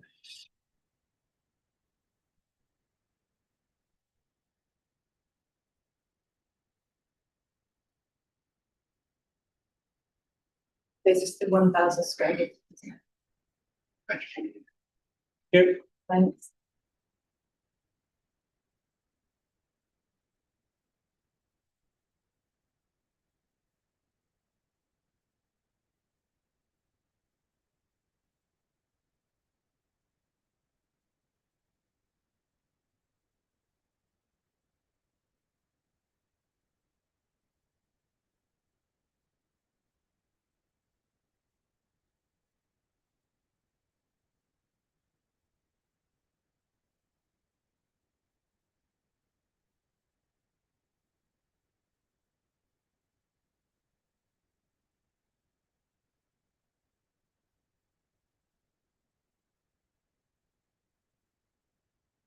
The modifications, but it's hands. Yeah. Okay. It's removing if the facility is in the main town centre use. Essentially, what the policy is trying to do is encourage developments to be located within the town centre. The existing policy that we've got within the local plan is very prescriptive with regards to community facilities being defined as main town centre uses, even though the NPPF does not do that. So this is just recognising that we've got very low car use within Newham, and that we want facilities to be as accessible as possible. So it makes the distinction between the 1,000 square metres for the uses that are likely to have a higher user appeal beyond the neighbourhood and directing those to the town centre. But we, on reflection, looking at the policy wording, there wasn't flexibility for non-town centre community facilities to take a sequential approach to location. So we've removed in part 2D, if a facility is a main town centre use, we've removed that wording. That brings this policy to apply to all social infrastructure then, not just the main town centre use. Yeah, it does, yeah. So that Makes it worse from your point of view. Okay, understood. Right, let me just have a look at the list of uses that this policy applies to then. So for the SI1, the community facilities and health facilities, Yes. they're all listed there, and the only ones in that list that are main town centre uses are bars and pubs, yeah? Yes. So places of worship, for example, and various other ones in that list, they're not main town centre uses. So there's no national policy requirement for a sequential approach to those. No. But there'll be policies about accessibility and whatever. Yeah. Okay. And when we look at the uses for SI3, the cultural facilities for recreation, sport and recreation uses, many of those are main town centre uses. Correct. Right, okay. So it's the extension of this approach to the list of uses under the heading of community and health, really, that's the issue in dispute, and in particular related to places of worship, I suppose. And the rationale for that is low car ownership, they're the most accessible locations, that should be the focus. But flexibility. And that's why we've removed because as it was drafted, if you were a non-main town centre use, you couldn't then do a sequential approach to say that you've exhausted other areas to find a suitable location, because new facilities that are 1,000 square metres or greater and are likely to generate a large number of trips will be supported where there's no unaccessible transport or highway impacts. The scheme is designed to be neighbourly. The proposed facility is in a town or local centre, or if it's a main town centre use, it can be demonstrated through undertaking a sequential test. There are no suitable town or edge of centre, and on reflection, that was giving more flexibility to main town centre uses, but not the ones that would traditionally not have to do a sequential test. So we've removed that wording to allow an applicant to demonstrate that they have looked at other accessible locations within our town centre network, which we have. So it makes it better for you. It makes it better. And with regards to the smaller facilities, it was again recognising that the existing local plan as we had it was very restrictive with regard to smaller local facilities, smaller social infrastructure. So there they don't have to demonstrate a sequential test if they're in a neighbourhood parade next to a park or school or in an area of community facility deficit. And again, that draws on the community facilities needs assessment that found that our existing policy was too restrictive in terms of those smaller uses that would support neighbourhood parades, especially near schools or parks where those things could activate the space. But it's of a scale that is more suitable to being out of a local or a town centre. In terms of local centres and the sort of size of developments in them, 1,000 square metres would be a relatively big building in terms of the types of uses that made up of local centres. So there's not any incompatibility there, or would that be where, well, if there's not a suitable site or building, you then into the sequential approach? Exactly. Just it added some additional flexibility, and the reason we took 1,000 square metres was it aligned with TfL's approach with regards to greater transport impacts and also the GDPO in terms of major non-residential uses. So it is evidence and it is linked to a reason as to why we picked that figure. But as I said, it could be it could mean that, well, I can't find anything suitable in the local centre for that. Yes. Yeah. And then how broad? Well, I suppose that would be back to the evidence of where the catchment is for this particular facility. Yes, and you wouldn't then have to go over to and find a main town centre somewhere further away if it wasn't meeting the catchment. Exactly, and we set that in the implementation text. Well, it's a local neighbourhood, and we encourage applicants to come to us at an early point. Okay, thank you. Right, AEIM. Any points that you wish to take further? Yes, sir. Just. I'm grateful for the explanation, but if the intention is to make it easier, it seems to have wrapped it up with more complicated tests that have to be gone through. And again, the case in point is a site like ours. You've already got our concerns about the prescriptive nature of a local centre. And obviously the difficulty then becomes more acute in this sort of policy, where you're seeking to apply it to a wide range of uses, now not restricted to main town centre uses, so sweeping in places of worship, applying a sequential test, which currently is worded by reference to looking at town centres, means that for an applicant such as ourselves, we would have to look not simply at our local centre, but town centres generally. There isn't actually a local centre there at the moment, so applying the test that you are seeking to apply a moment ago, how does one demonstrate one can't put the mosque, for example, in the square box of the local centre to satisfy the sequential test, even though all the master planning may be telling you that's a very bad location for it, not least the 20 points that we were talking about earlier. So on the practical application, by sweeping in as a sequential test in this way for a non-town centre use, whilst it may be done for seemingly good intentions, in reality it's going to make it very difficult to comply with in compliance with the development plan policy itself. And if the intention is what it is, then surely the correct answer is to stick with the national policy approach, which works already without needing to rewrite it. You stick with the main town centre uses that are then potentially subject to a sequential test, and try and test the formula. The principle of transport sustainability is already reflected in other policies and the MPPF.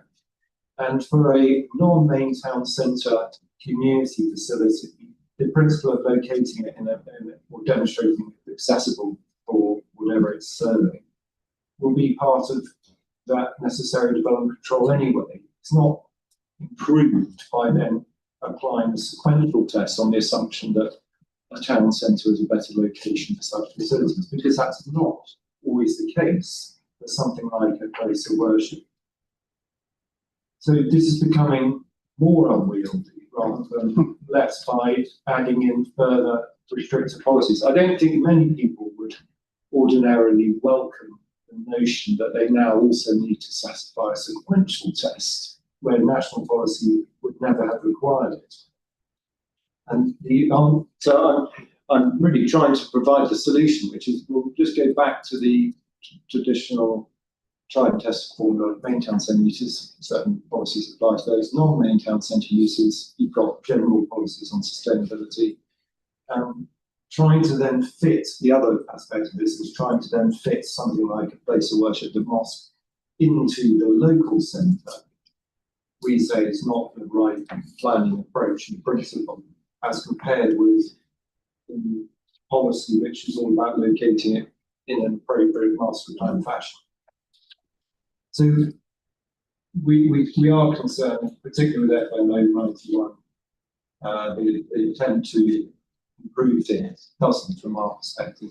That would also apply, I'm sure, for other sites that are similarly faced with trying to apply this policy for non-main town centre uses. If it helps, I don't know whether you're able to have regard at all to this, but the new version of the consultation draft of the MPPF separates out places of worship from main town centre uses expressly, although I think it's all agreed that that's what the current MPPF does.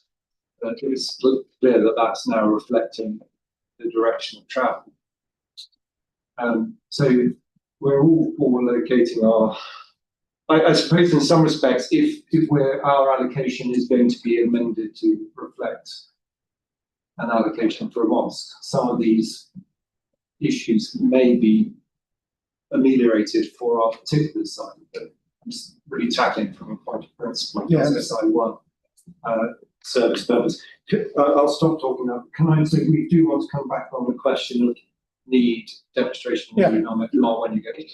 No, I've raised that and I've heard the council's explanation, which is, well, you've heard it, so well, yeah. Can I just hand over? Yeah, Just on that explanation before I do, can we, the explanation I heard and that was the first time I heard it. Apologies, you obviously heard it some other session, but there's a clear distinction between development control, approving development for a particular planning application where the facility is sufficient for lack of storage space, for example, which could be properly regulated as a matter of control. Someone comes forward with a package and it doesn't deliver sufficient floor space, you could turn it down being insufficient. That doesn't justify general policy requirement to demonstrate unmet demand, which would, as things currently stand, apply to proposals of the type we're proposing. I'm going to hand over.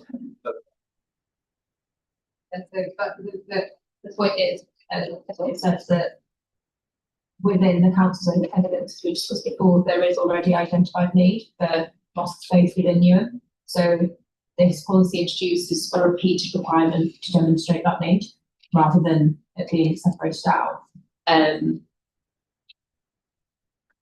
There's no kind of provision in the plan then to action that identified need. You'd have to then re-establish that need. That's already there. It is again not a requirement of the NPPF or the local plan.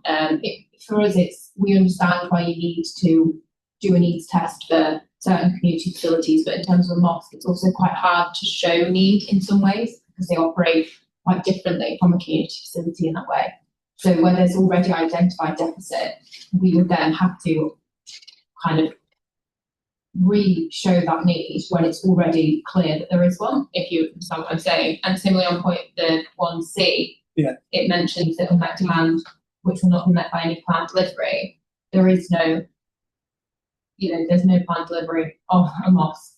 But doesn't all that mean that your proposal just sails through this process because you point to the council's own evidence? It's not onerous on you. But are we that's kind of my point, is are we able to say this is already a deficit, we don't need to reprove it, or would we have to? Well, would it be partly remedied by reference to the place of worship or specifically a mosque in the allocation policy?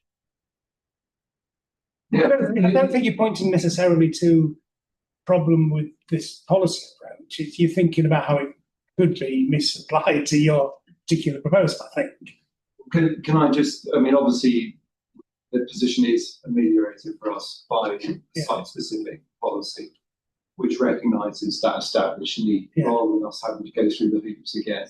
But can I just take it as a point of principle? Here's a good example. SI3, doesn't apply directly to us, but about cultural facilities. If you look in the supporting text to SI3, by the way, if you want to build a cultural facility, you're going to have to demonstrate an unmet need in order to deliver such a facility. In 3.136, Newham, no doubt rightly, boasts of being at the centre of some of the London and UK's largest, most ambitious cultural regeneration projects, the key developments East Bank, thriving artists, dance groups, etc.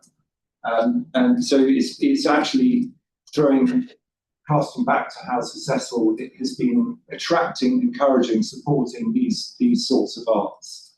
Yet at the very end of that, we're told, or in this policy, we're told that if you want to do that sort of thing in the future, you're going to have to demonstrate an unmet need for those sorts of facilities.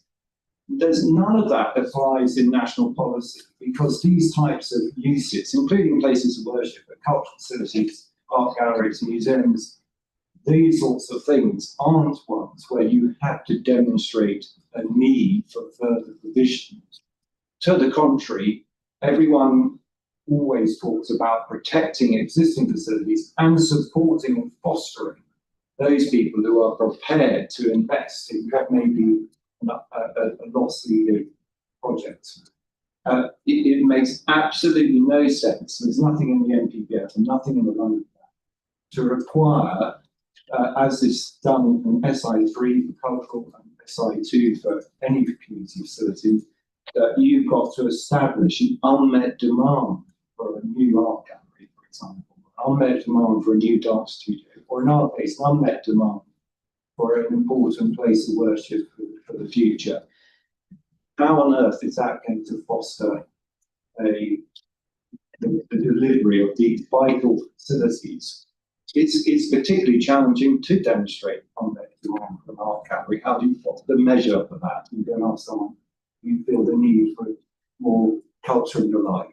And the same for places of worship. Do you feel the need for a particular type of building of a particular size? You do it by floor space requirements, or do you do it by... So you get into these very difficult concepts. Newham's setting these obstacle in the way of these things. There's no basis for it in national policy. If people want to come and invest in these sorts of facilities in Newham, they should be strongly supported and encouraged, not required to go through a bureaucratic exercise of demonstrating an unmet demand for it. So that's why I'm coming to the point of principle. I hope that's clear. Yeah, this policy should not be written the way it is. I think, well, my understanding is the way the council's described what it's trying to prevent is something different from. I think there's a mismatch possibly between the language and what the council's saying the purpose is. But I'll let you. When you described it, it was more about ensuring that if there is social infrastructure space provided in the scheme, the end user has been thought about. Yes, It's not so much. and also not sort of treading on other people's toes as well. It's like how it fits in within the bigger picture. And I agree with you, an art gallery, that we don't have art galleries as community facility needs assessment picks up on that in terms of the lack of cultural facilities. So you've got the tools there for an applicant to come forward. It's not meant to be restrictive. It's just saying about the right development in the right place for the right reasons, and that's what it's trying to do. And in terms of it also looks at engagement with board members and residents and community managers, again, to bring the community in so that their voices are heard with regards to what community facility will be in the future, and how it fits into the ecosystem. It's not meant to be restrictive. It's just make sure, as I said, the right facility in the right place at the right time. Okay, I think I understand, and I think I understand what the council is doing. I understand the concern that there may be when you read the wording of some of this. I think it might just be a matter of phraseology. So, William. Thanks. I won't go into any detail, but just the preferably very much echo the comments that you've had from AEIM, particularly on the locational aspect of the policy. I think as drafted, and it runs across 2 pages, it is incredibly detailed and open prescriptive policy, and in line with the framework, that policy should be written as good as possible. I agree. I think there's going to be a disconnect between the intent and what's actually written on the page, and perhaps the policy wording just needs a bit of revision to make sure that it's clear that we are on the same page.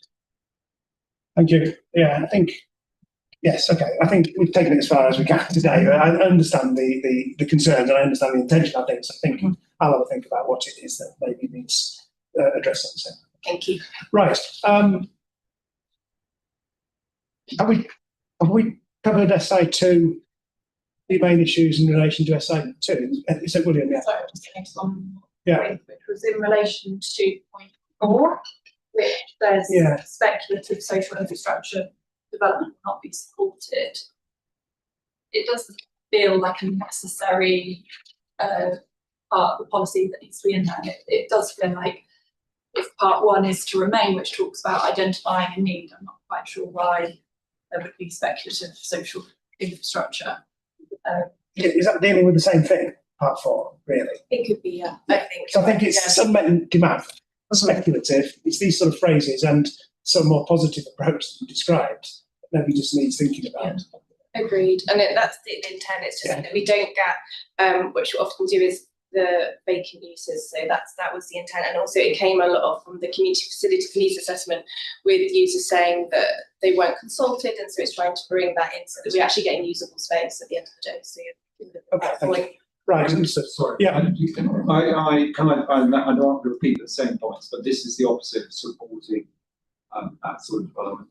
But just we've been trying to tie down where this mischief is identified in the evidence base, i.e. where are these speculative social infrastructure in pieces of development that are inhibiting other development?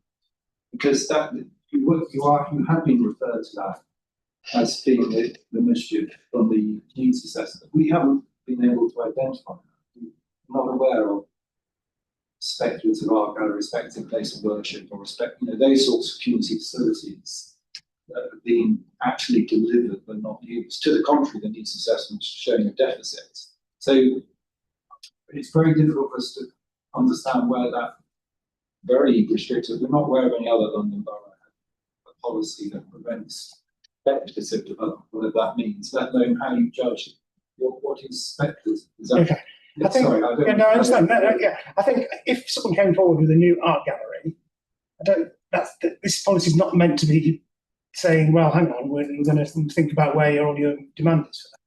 It seems to be, and maybe you do need to, maybe there are some specific examples where there's been some floor space provided in a mixed-use scheme that meets a policy requirement for social infrastructure floor space, and it's just a box or whatever without any end user or design process about who's going to use it.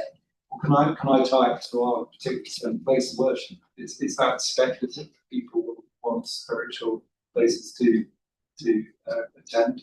What does speculative mean in that concept? I think probably the point we're making with regards to 1C and 4 being duplicative, you've got evidence there that there's an unmet demand, so it wouldn't be speculative. So it would be very easy for you to say that there is a requirement for a mosque at your site. It's essentially just really trying to push back on speculative. It was a really strong theme that came from the piece that we're doing, Community Facilities Needs Assessment, which recommended avoiding speculative provision. But I take the point that Part C addresses that, probably will address that. Okay.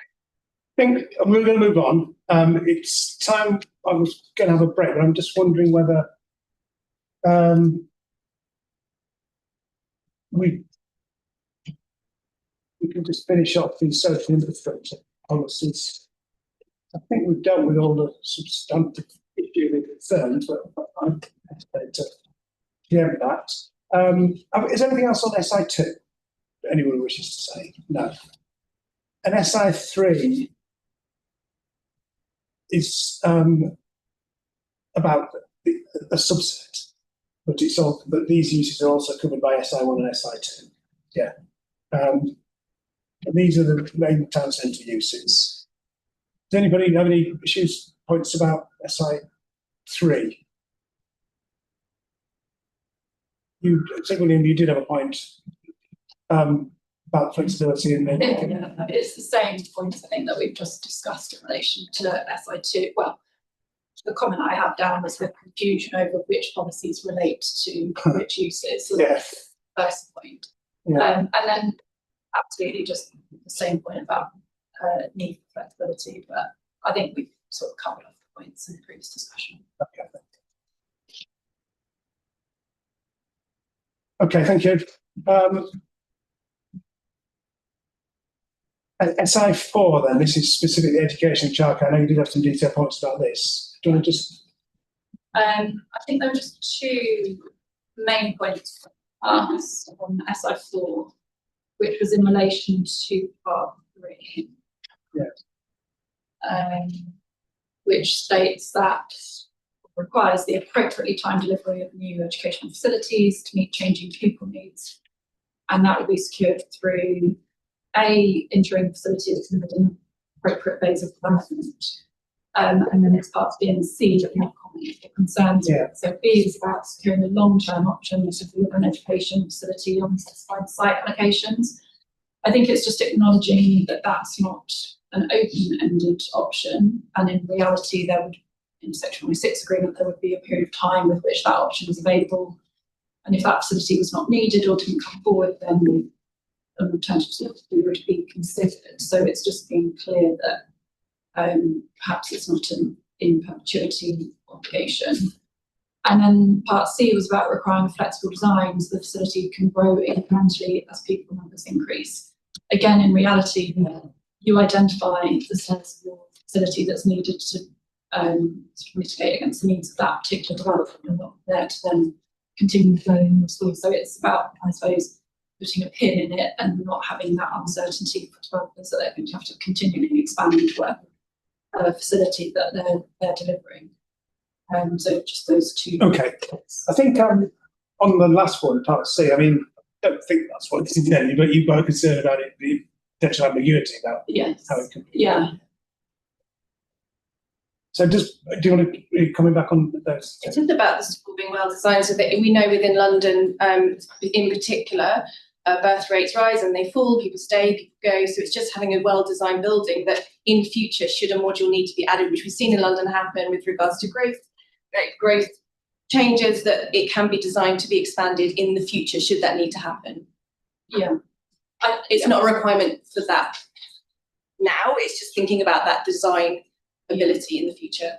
I think it's just it's the practicality of that, isn't it? You're thinking about our site allocations that have got education requirements. We commit to a certain number of form entries, for example. Yeah.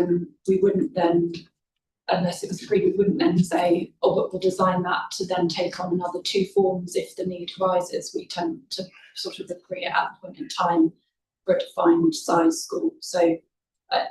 But wouldn't the layout of the site and the design of the building mean that there'd be the opportunity in the future for the school to, however funded, not by the developer, but if it needed to expand, it could? Isn't it just I think that? it would still be defined. I don't think it would be left open-ended. It would be defined in section 6. Oh no, yeah, but it wouldn't be you that would then fund that extension. But the layout and the design of the building facilitates that possibility in the future.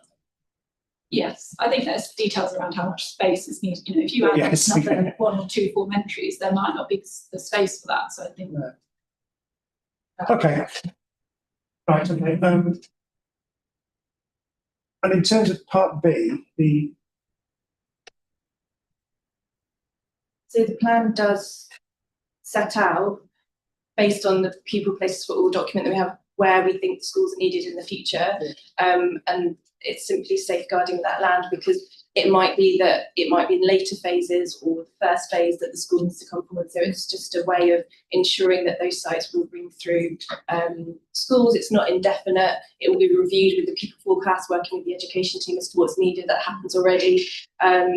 It's about the timing, because is it intended so that if when the application puts in at the beginning or at the first phase, at that point in time there doesn't seem to be a need, it's just sort of saying, well, that might not be the end of the story. correct. Yeah.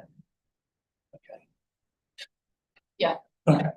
Perhaps it's reviewing the implementation text to make that clear. Yeah. Okay. Thank you. Right. Anything else on SI4? No. SI5. I don't have any comments. There is a mod proposed. A minor mod, I think. Yeah, it's just to reflect the dates of the evidence base. We are also pursuing some evidence internally with regards to burial space division to look for spaces, primarily looking at place where grave reuse is prohibited. So we're doing a piece of work just building on the 2024 study, because obviously we've got constrained land within Newham, so there are only a number of sites, and not a grave reuse is an appropriate place. And at the point of writing, we thought that might be ready as a piece of work, but it's not. So it's just to reflect. Okay. Yeah. Right. Okay. So anything else before we break on social infrastructure policies that people feel they need to say that I haven't said, or to come back on? No. Okay. Thank you very much. Right. Okay. It is 11:15. So can we have a break till 25 to 12, and then we'll come back and look at matters 9 and 8, or 8 and 9, whichever order we do them in. And then I know there are people here who are interested in this afternoon's agenda. I think it is 2. It won't be before 2 o'clock. I'm just looking at the Friends of West Ham Park. So Yes. I just want to make sure you're aware of that. Yeah. Okay. It will be reached today. It will be reached today. Yes, certainly. Yeah. I'm just saying, as I put on the agenda, we won't start that before 2 o'clock. Okay. Okay. Come back for 2 o'clock. You'll be safe if you want to depart and come back at 2 o'clock. okay. Okay, thanks very much. Right, so we'll have a break now and we'll come back at 25 to 12, please. Thank you.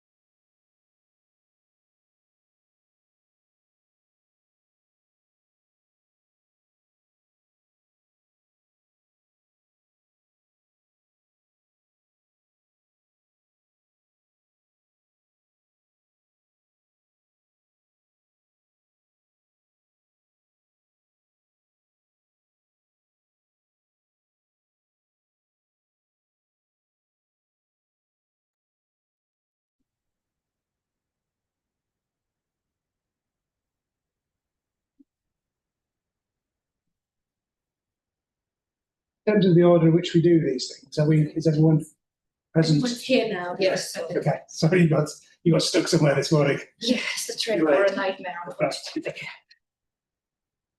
Well, we'll just wait for Friends of Queen's Market. Assume they're not very. Give me a second. Okay, thank you.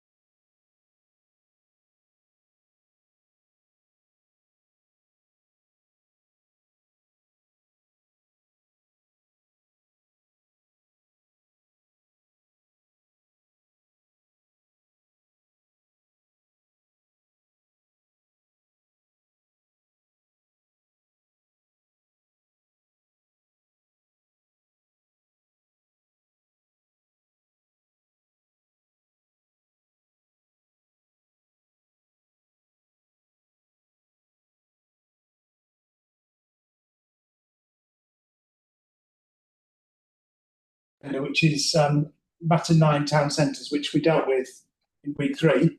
There was 3 action points actually that I've got down that I just wanted to pick up on. I don't think I've got, they all relate to matters we discussed at some length in week 3, but I thought we may as well have the opportunity just to see if there's any final comments about these things.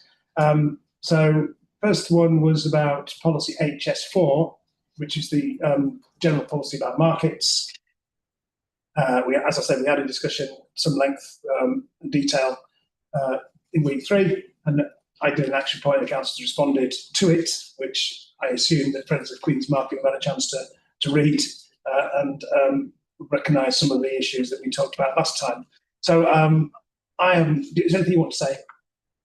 No? Should we just see what Friends of Queen's Market have got any comments, queries, whatever? Well, no, we think that the wording that he's come up with is really good, particularly about the shops being added, and particularly about the affordability as well, which is really important and really good that you've got that in there.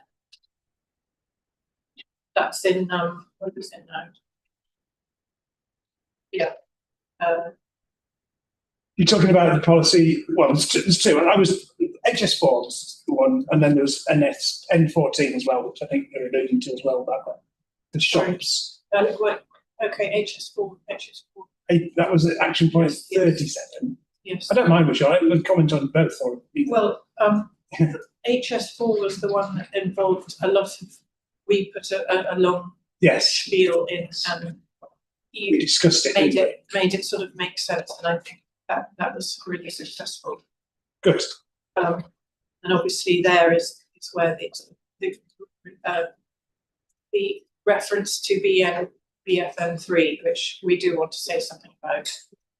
The only thing about HS4 was that the only thing we wanted to just point out was that where you said you didn't need to include the traders in defining how big a pitch is, but say, and that's in the implementation text, say somebody came along and said, well, you know, it could be 5 meters square, couldn't it? And the market manager said it could, but really he doesn't know. We just thought that was slightly odd. Is it not possible to just add it in consultation with traders as well? Okay. Yeah. Michael, is it? Sorry. Sorry. If you want to move nearer, you can, but yes, if you use the microphone, hopefully you'll be able to.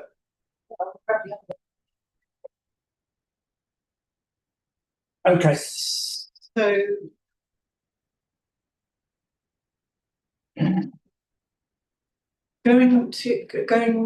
given that there's the reference to the reference to BFN3 has come in and is obviously important to this policy. It's just the fact that if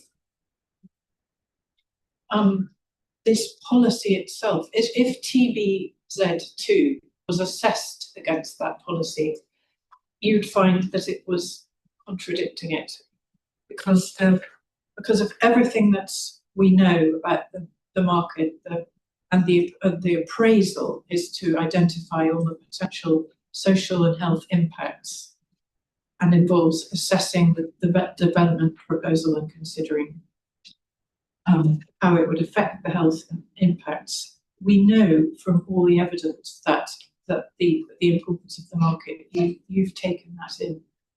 I know you understand that, and you know that that's what we've been saying.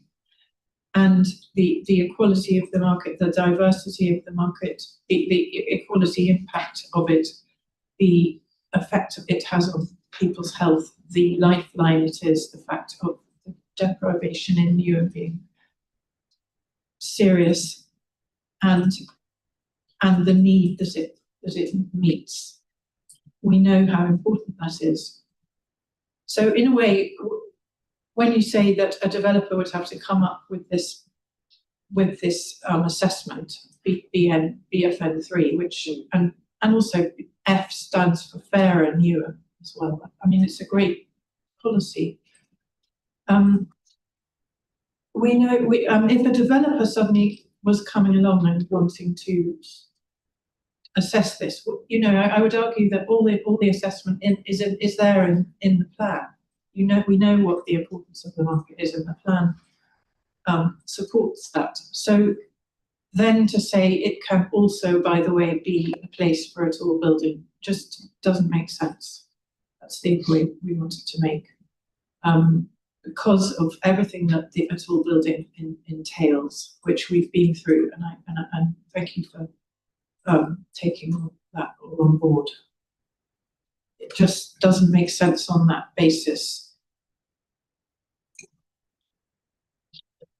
I fully understand a fundamental contradiction between the tall building zone and everything else which you welcome in the plan that's been as modified in relation to HS4 and BFN3. Well, yes, and just the appreciation of the market and the understanding of it. That's all there.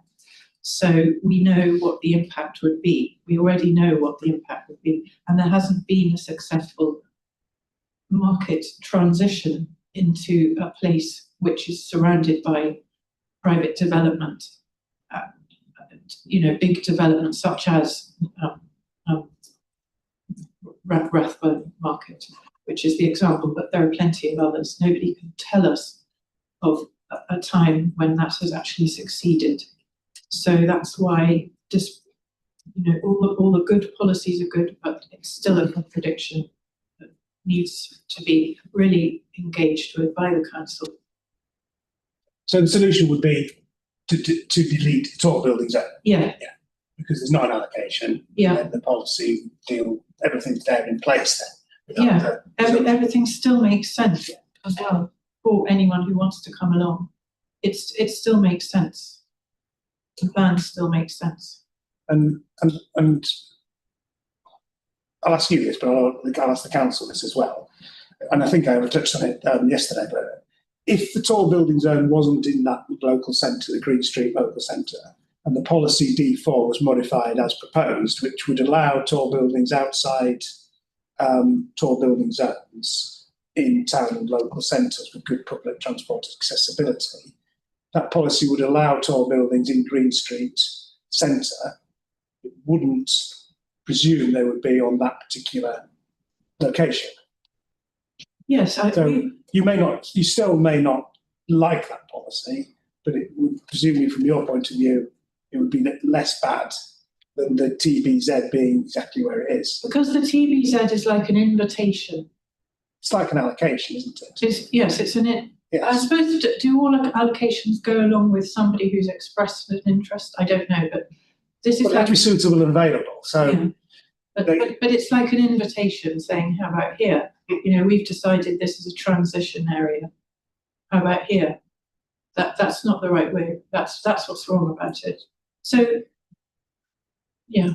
So Does that answer? yes, it does. So I think, as I said, it would be less bad if the plan was modified to remove the tall building zone, still allow the possibility of tall buildings in the Green Street centre.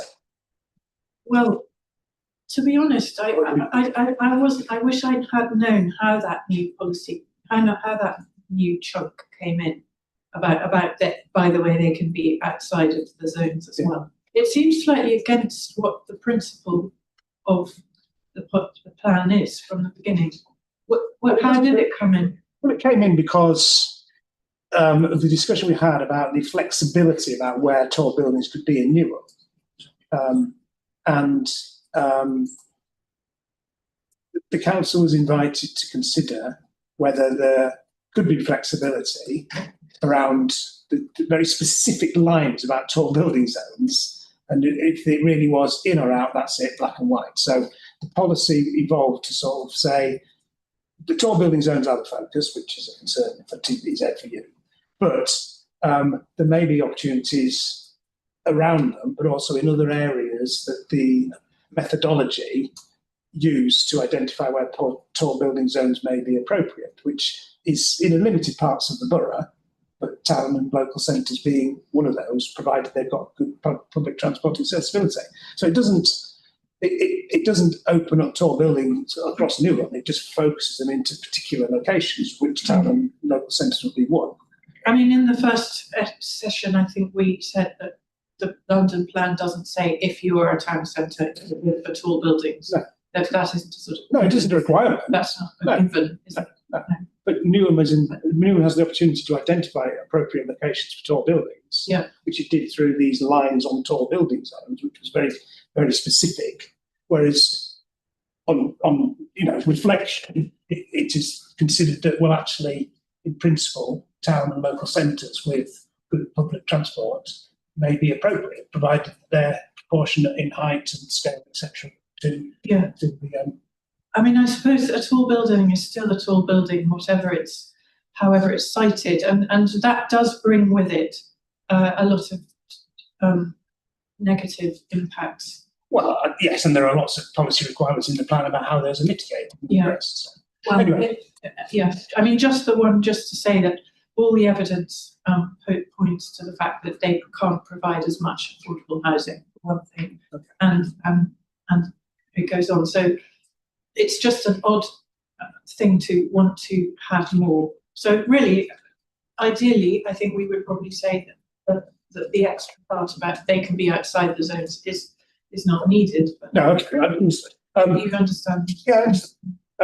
So, unless there's anything else on the wording of HS4, is there anything on the modification? I think you're welcome to the policy N14 relating to Queen's Market and the additional wording there, bringing in the shops, the adjoining shops, yeah? Yeah. And then the other wording there in the modification we talked about in week 3, didn't we, about the affordable, country significant, those sort of words that I think I've in, yeah? Yeah. Wait, sorry, I You got to find the part where it says, maintaining stall rent affordability. That's really good to have that in. Okay.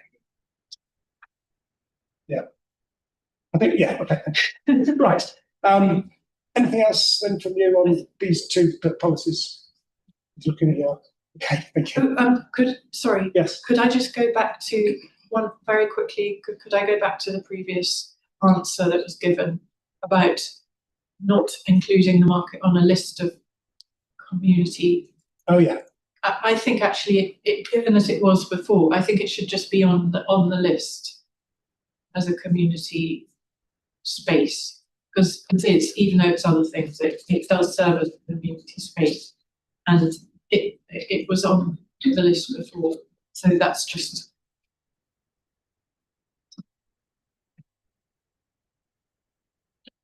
On that very specific point, did you want to say? It's okay.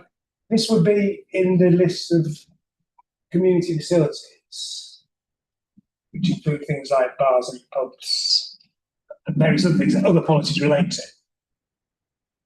Yes. So, well, I think our view was that it's more than a community facility because it is also retail uses as well. So it's also. Sorry, it's just that it is a community facility, but it's got the things. It has elements of it that it functions to support the community, but it isn't a community facility. It's a retail space that people come and meet and socially interact. But essentially it is a retail space that has, if it had a community facility element in it, then that would apply. But markets in and of themselves aren't defined as a community facility. Well, it's just that in the previous plan and in the previous retail assessment and various, I think we put that in our evidence, so it's fine. I think we feel that the FN3 provides actually greater protection for the use, and I think just defining it as a community facility, it is more than that. It doesn't. You would then be brought into all the SI policies as well, which I don't think are appropriate. And I think it almost muddy. We read your representation, and I agree with the points you made in terms of the value that it brings to the community. And we really wanted to reflect that, which is why in this checklist, as I said before, I'm happy to show you afterwards, we've drawn out those key questions that you were raising before. And this was it's already in the public domain and has been consulted on the GLA toolkit of the importance of markets, because I think they are more than a community facility. They're a shopping space as well, a retail place.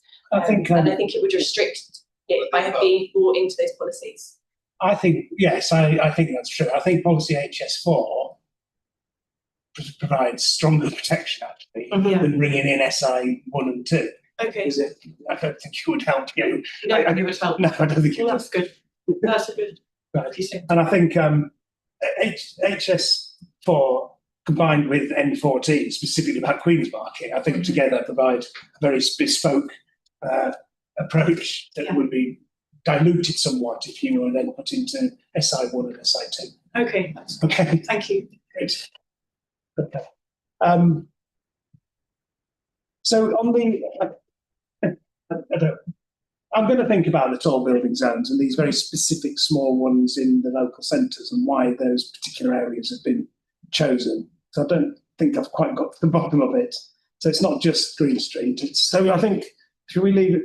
I'll just put a marker down as to, and maybe just to think with the modification to allowing tall buildings outside the tall building zone lines, whether that does partly remove that necessity, but does it need then to be addressed some other way in terms of where Green Street or any other town or local centre would fall within the hierarchy? Is that the issue that would then be left?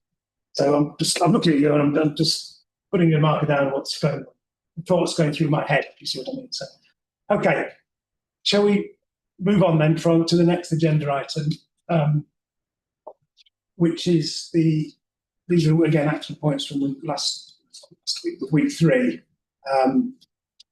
Sorry, no, before we do that, I've got Silvertown and we've got the town and local centres update methodology paper.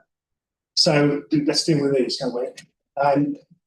First of all, the specific one about Silvertown. The Silvertown Homes, Silvertown Partnership were down to be participants today. They decided not to, so I suspect that indicates that you've successfully reached an agreement with them with the line on the map.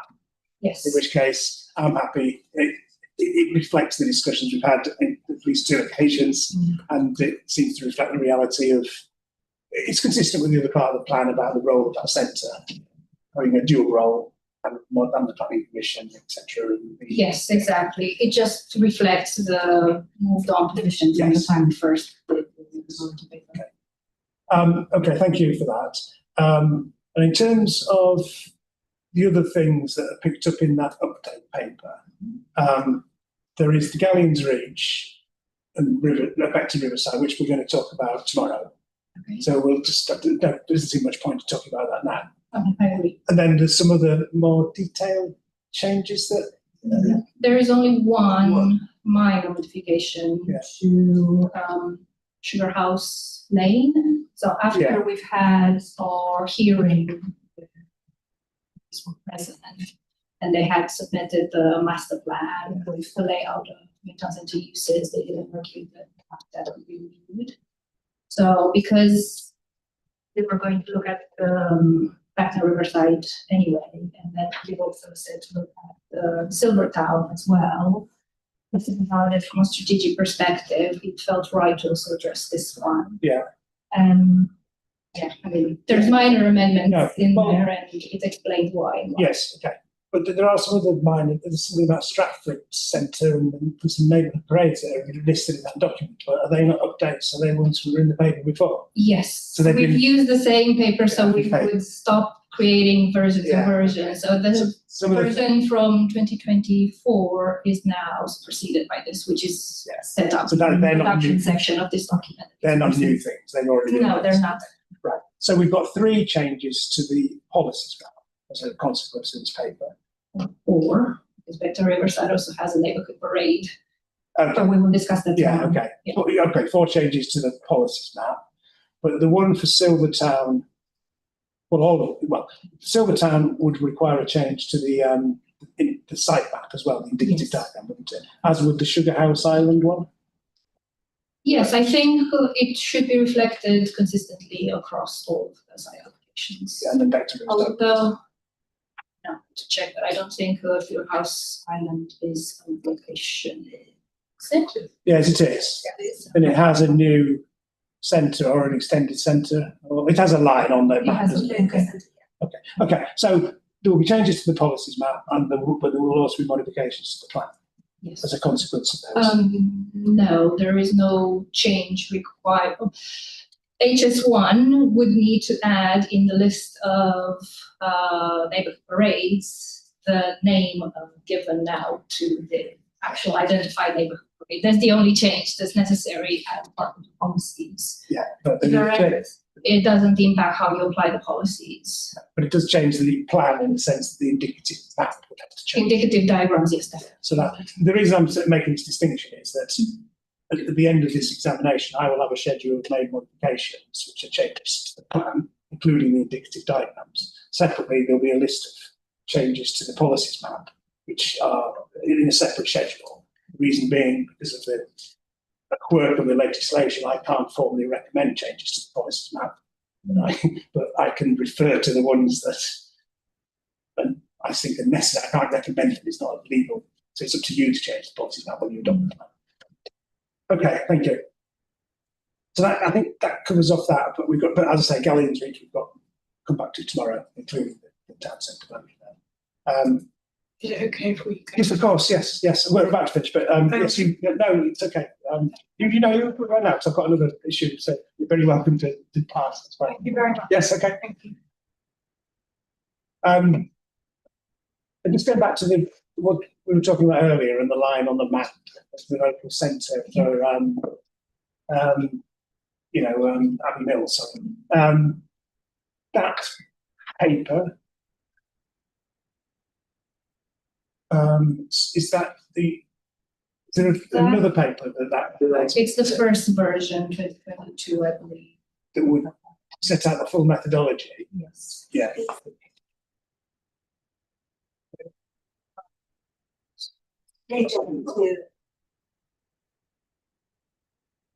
Yeah. What is that specifically about Abbey Mills? But the basic methodology is then set out in EB 33 as well, about how the size of these areas. Yes, and it's intended to reflect not just what was approved across the road from there, which is the main part of the local centre, but also the vision to extend it into Abbey Mills, reflecting the fact that we see these larger community facilities being uses. Okay, well, so that's fine. Right. Okay, so let's just move on to the last thing for this morning, which is the modifications arising from matter 8. So the first one was just some tweaking to the wording of the 4 allocations that had a requirement relating to the amount of industrial floor space. Yeah. So 3 of them just refer to the newly revised policy J3. Yeah. I'll talk about in a minute. So that just basically says there's a method of there's an approach set out in J3, and that's what we use as the benchmark. That's fine, and that just reflects that there were industrial uses on those sites, or whatever it is now. I don't know. But the other one, N2SA4. Why is this one slightly different? Just remind me. When we talked about it.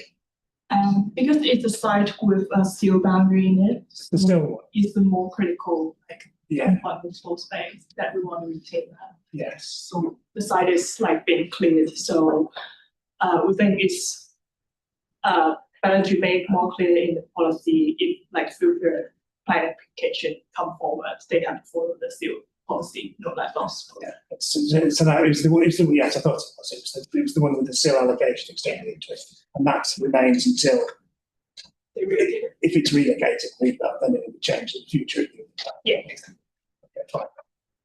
Okay, good. So, and then the modification to J3 picked up on this issue that we discussed last time about what's your yardstick that you benchmark that you're measuring this sort of no net loss again. So this picks up on the 2 or 3 scenarios that it could be, which is whether there's a permission in an existing building or it's being cleared or whatever. It just deals with each of those. Yeah. So it covered all the scenarios if they have actively operated use and employment use on site, vacant employment site, site that have been disused but they are not cleared yet.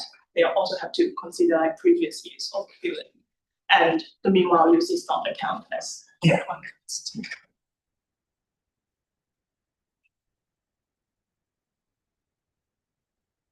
So when it talks about existing floor space, including yard space, that'll give you a total. I mean, in fact, that'll give you the total area. Yeah.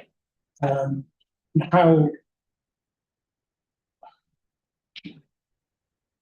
that's re-provided is left open in the sense that, well, you could have a bigger yard and a smaller building. Would you comply with that policy? Yeah, because we want to make it clear that yard space is also part of the operation area. Yeah. So it's not ideal that yard space, if it's external area, is not included in protection of the internal area. So it has been applying in our policy J1, J3 part 1 and 2 regarding the seals and lifts. But don't those policies try and intensify the amount of actual floor space, which could actually lead to loss of yard space, isn't it? Yeah, so we are not saying that they have to, for example, they have 50 square meter of yard space, they have to provide 50 square meter of yard space. But if they've got a building 100 square meter of employment floor space, 50 square meter of yard space, the capacity will be 150 square meter, and they can provide that for such use. But the way you've done it, you may end up with 150 square meters of yard space and no building. Potentially. Yeah, I guess if the site can accommodate that and it supports the use and is intensified, then it can still meet the requirement in the policy, I think. I think it can be difficult to make it more specific. It just seems to be a bit of a. Because it is right, isn't it? That if you on Sill and Lil, you are trying to optimise or intensify the amount of actual building floor space, aren't you? Yeah. And not protect yard space necessarily. You're not going to lose yard space to non-industrial uses, but if you can get more floor space and make do with less yard space, isn't that a preference in Sill and Lil? Yeah, I'm guessing if you said if they got a larger yard space but less footprint for the building will go higher up, stack up, so they will still get an intensification of the floor space. an intensification of use. But I'm imagining in a modern, like if they redevelop the site, it's modernized, it's gonna be less like smaller yard space. Yeah, In most cases. but you wouldn't want a use. You wouldn't want a use to come along that was just a low density outside storage use, which would meet the definition of industrial. But they cleared the building, they say, and just going to use it for low density storage. And it probably, but that would seem to be permitted by this in the when you're retaining the 150 square meters. It's clear what's going to. But you also have to include because in policy J1 we require them to provide like an employment strategy, like an economic strategy. So in that part of submission, they will also have to demonstrate whether they have like a proposal that have take the optimized option, how to intensify the uses on the site, and in the DM process, they will like the officer will review whether it's possible, like with alternative cases. Okay. Anyway, yeah, I don't push on that. Just boring. Right. Okay. Anything else on this morning's agenda? Just mentioned no. Okay, so we'll have a break now. Come back for the green and water spaces and the waste this afternoon. Just while I think of it, I can't remember what deadline they put for IN11 and the BNP update. Yeah, is it today or? Yes, it is today, and we'll hopefully send it by 1 o'clock today. Okay. All right. Well, we'll discuss that tomorrow. They're on with it. So yeah. Okay. Good. Thank you. Let's have a break now, and we'll come back at 2 o'clock. Thank you. Thank you.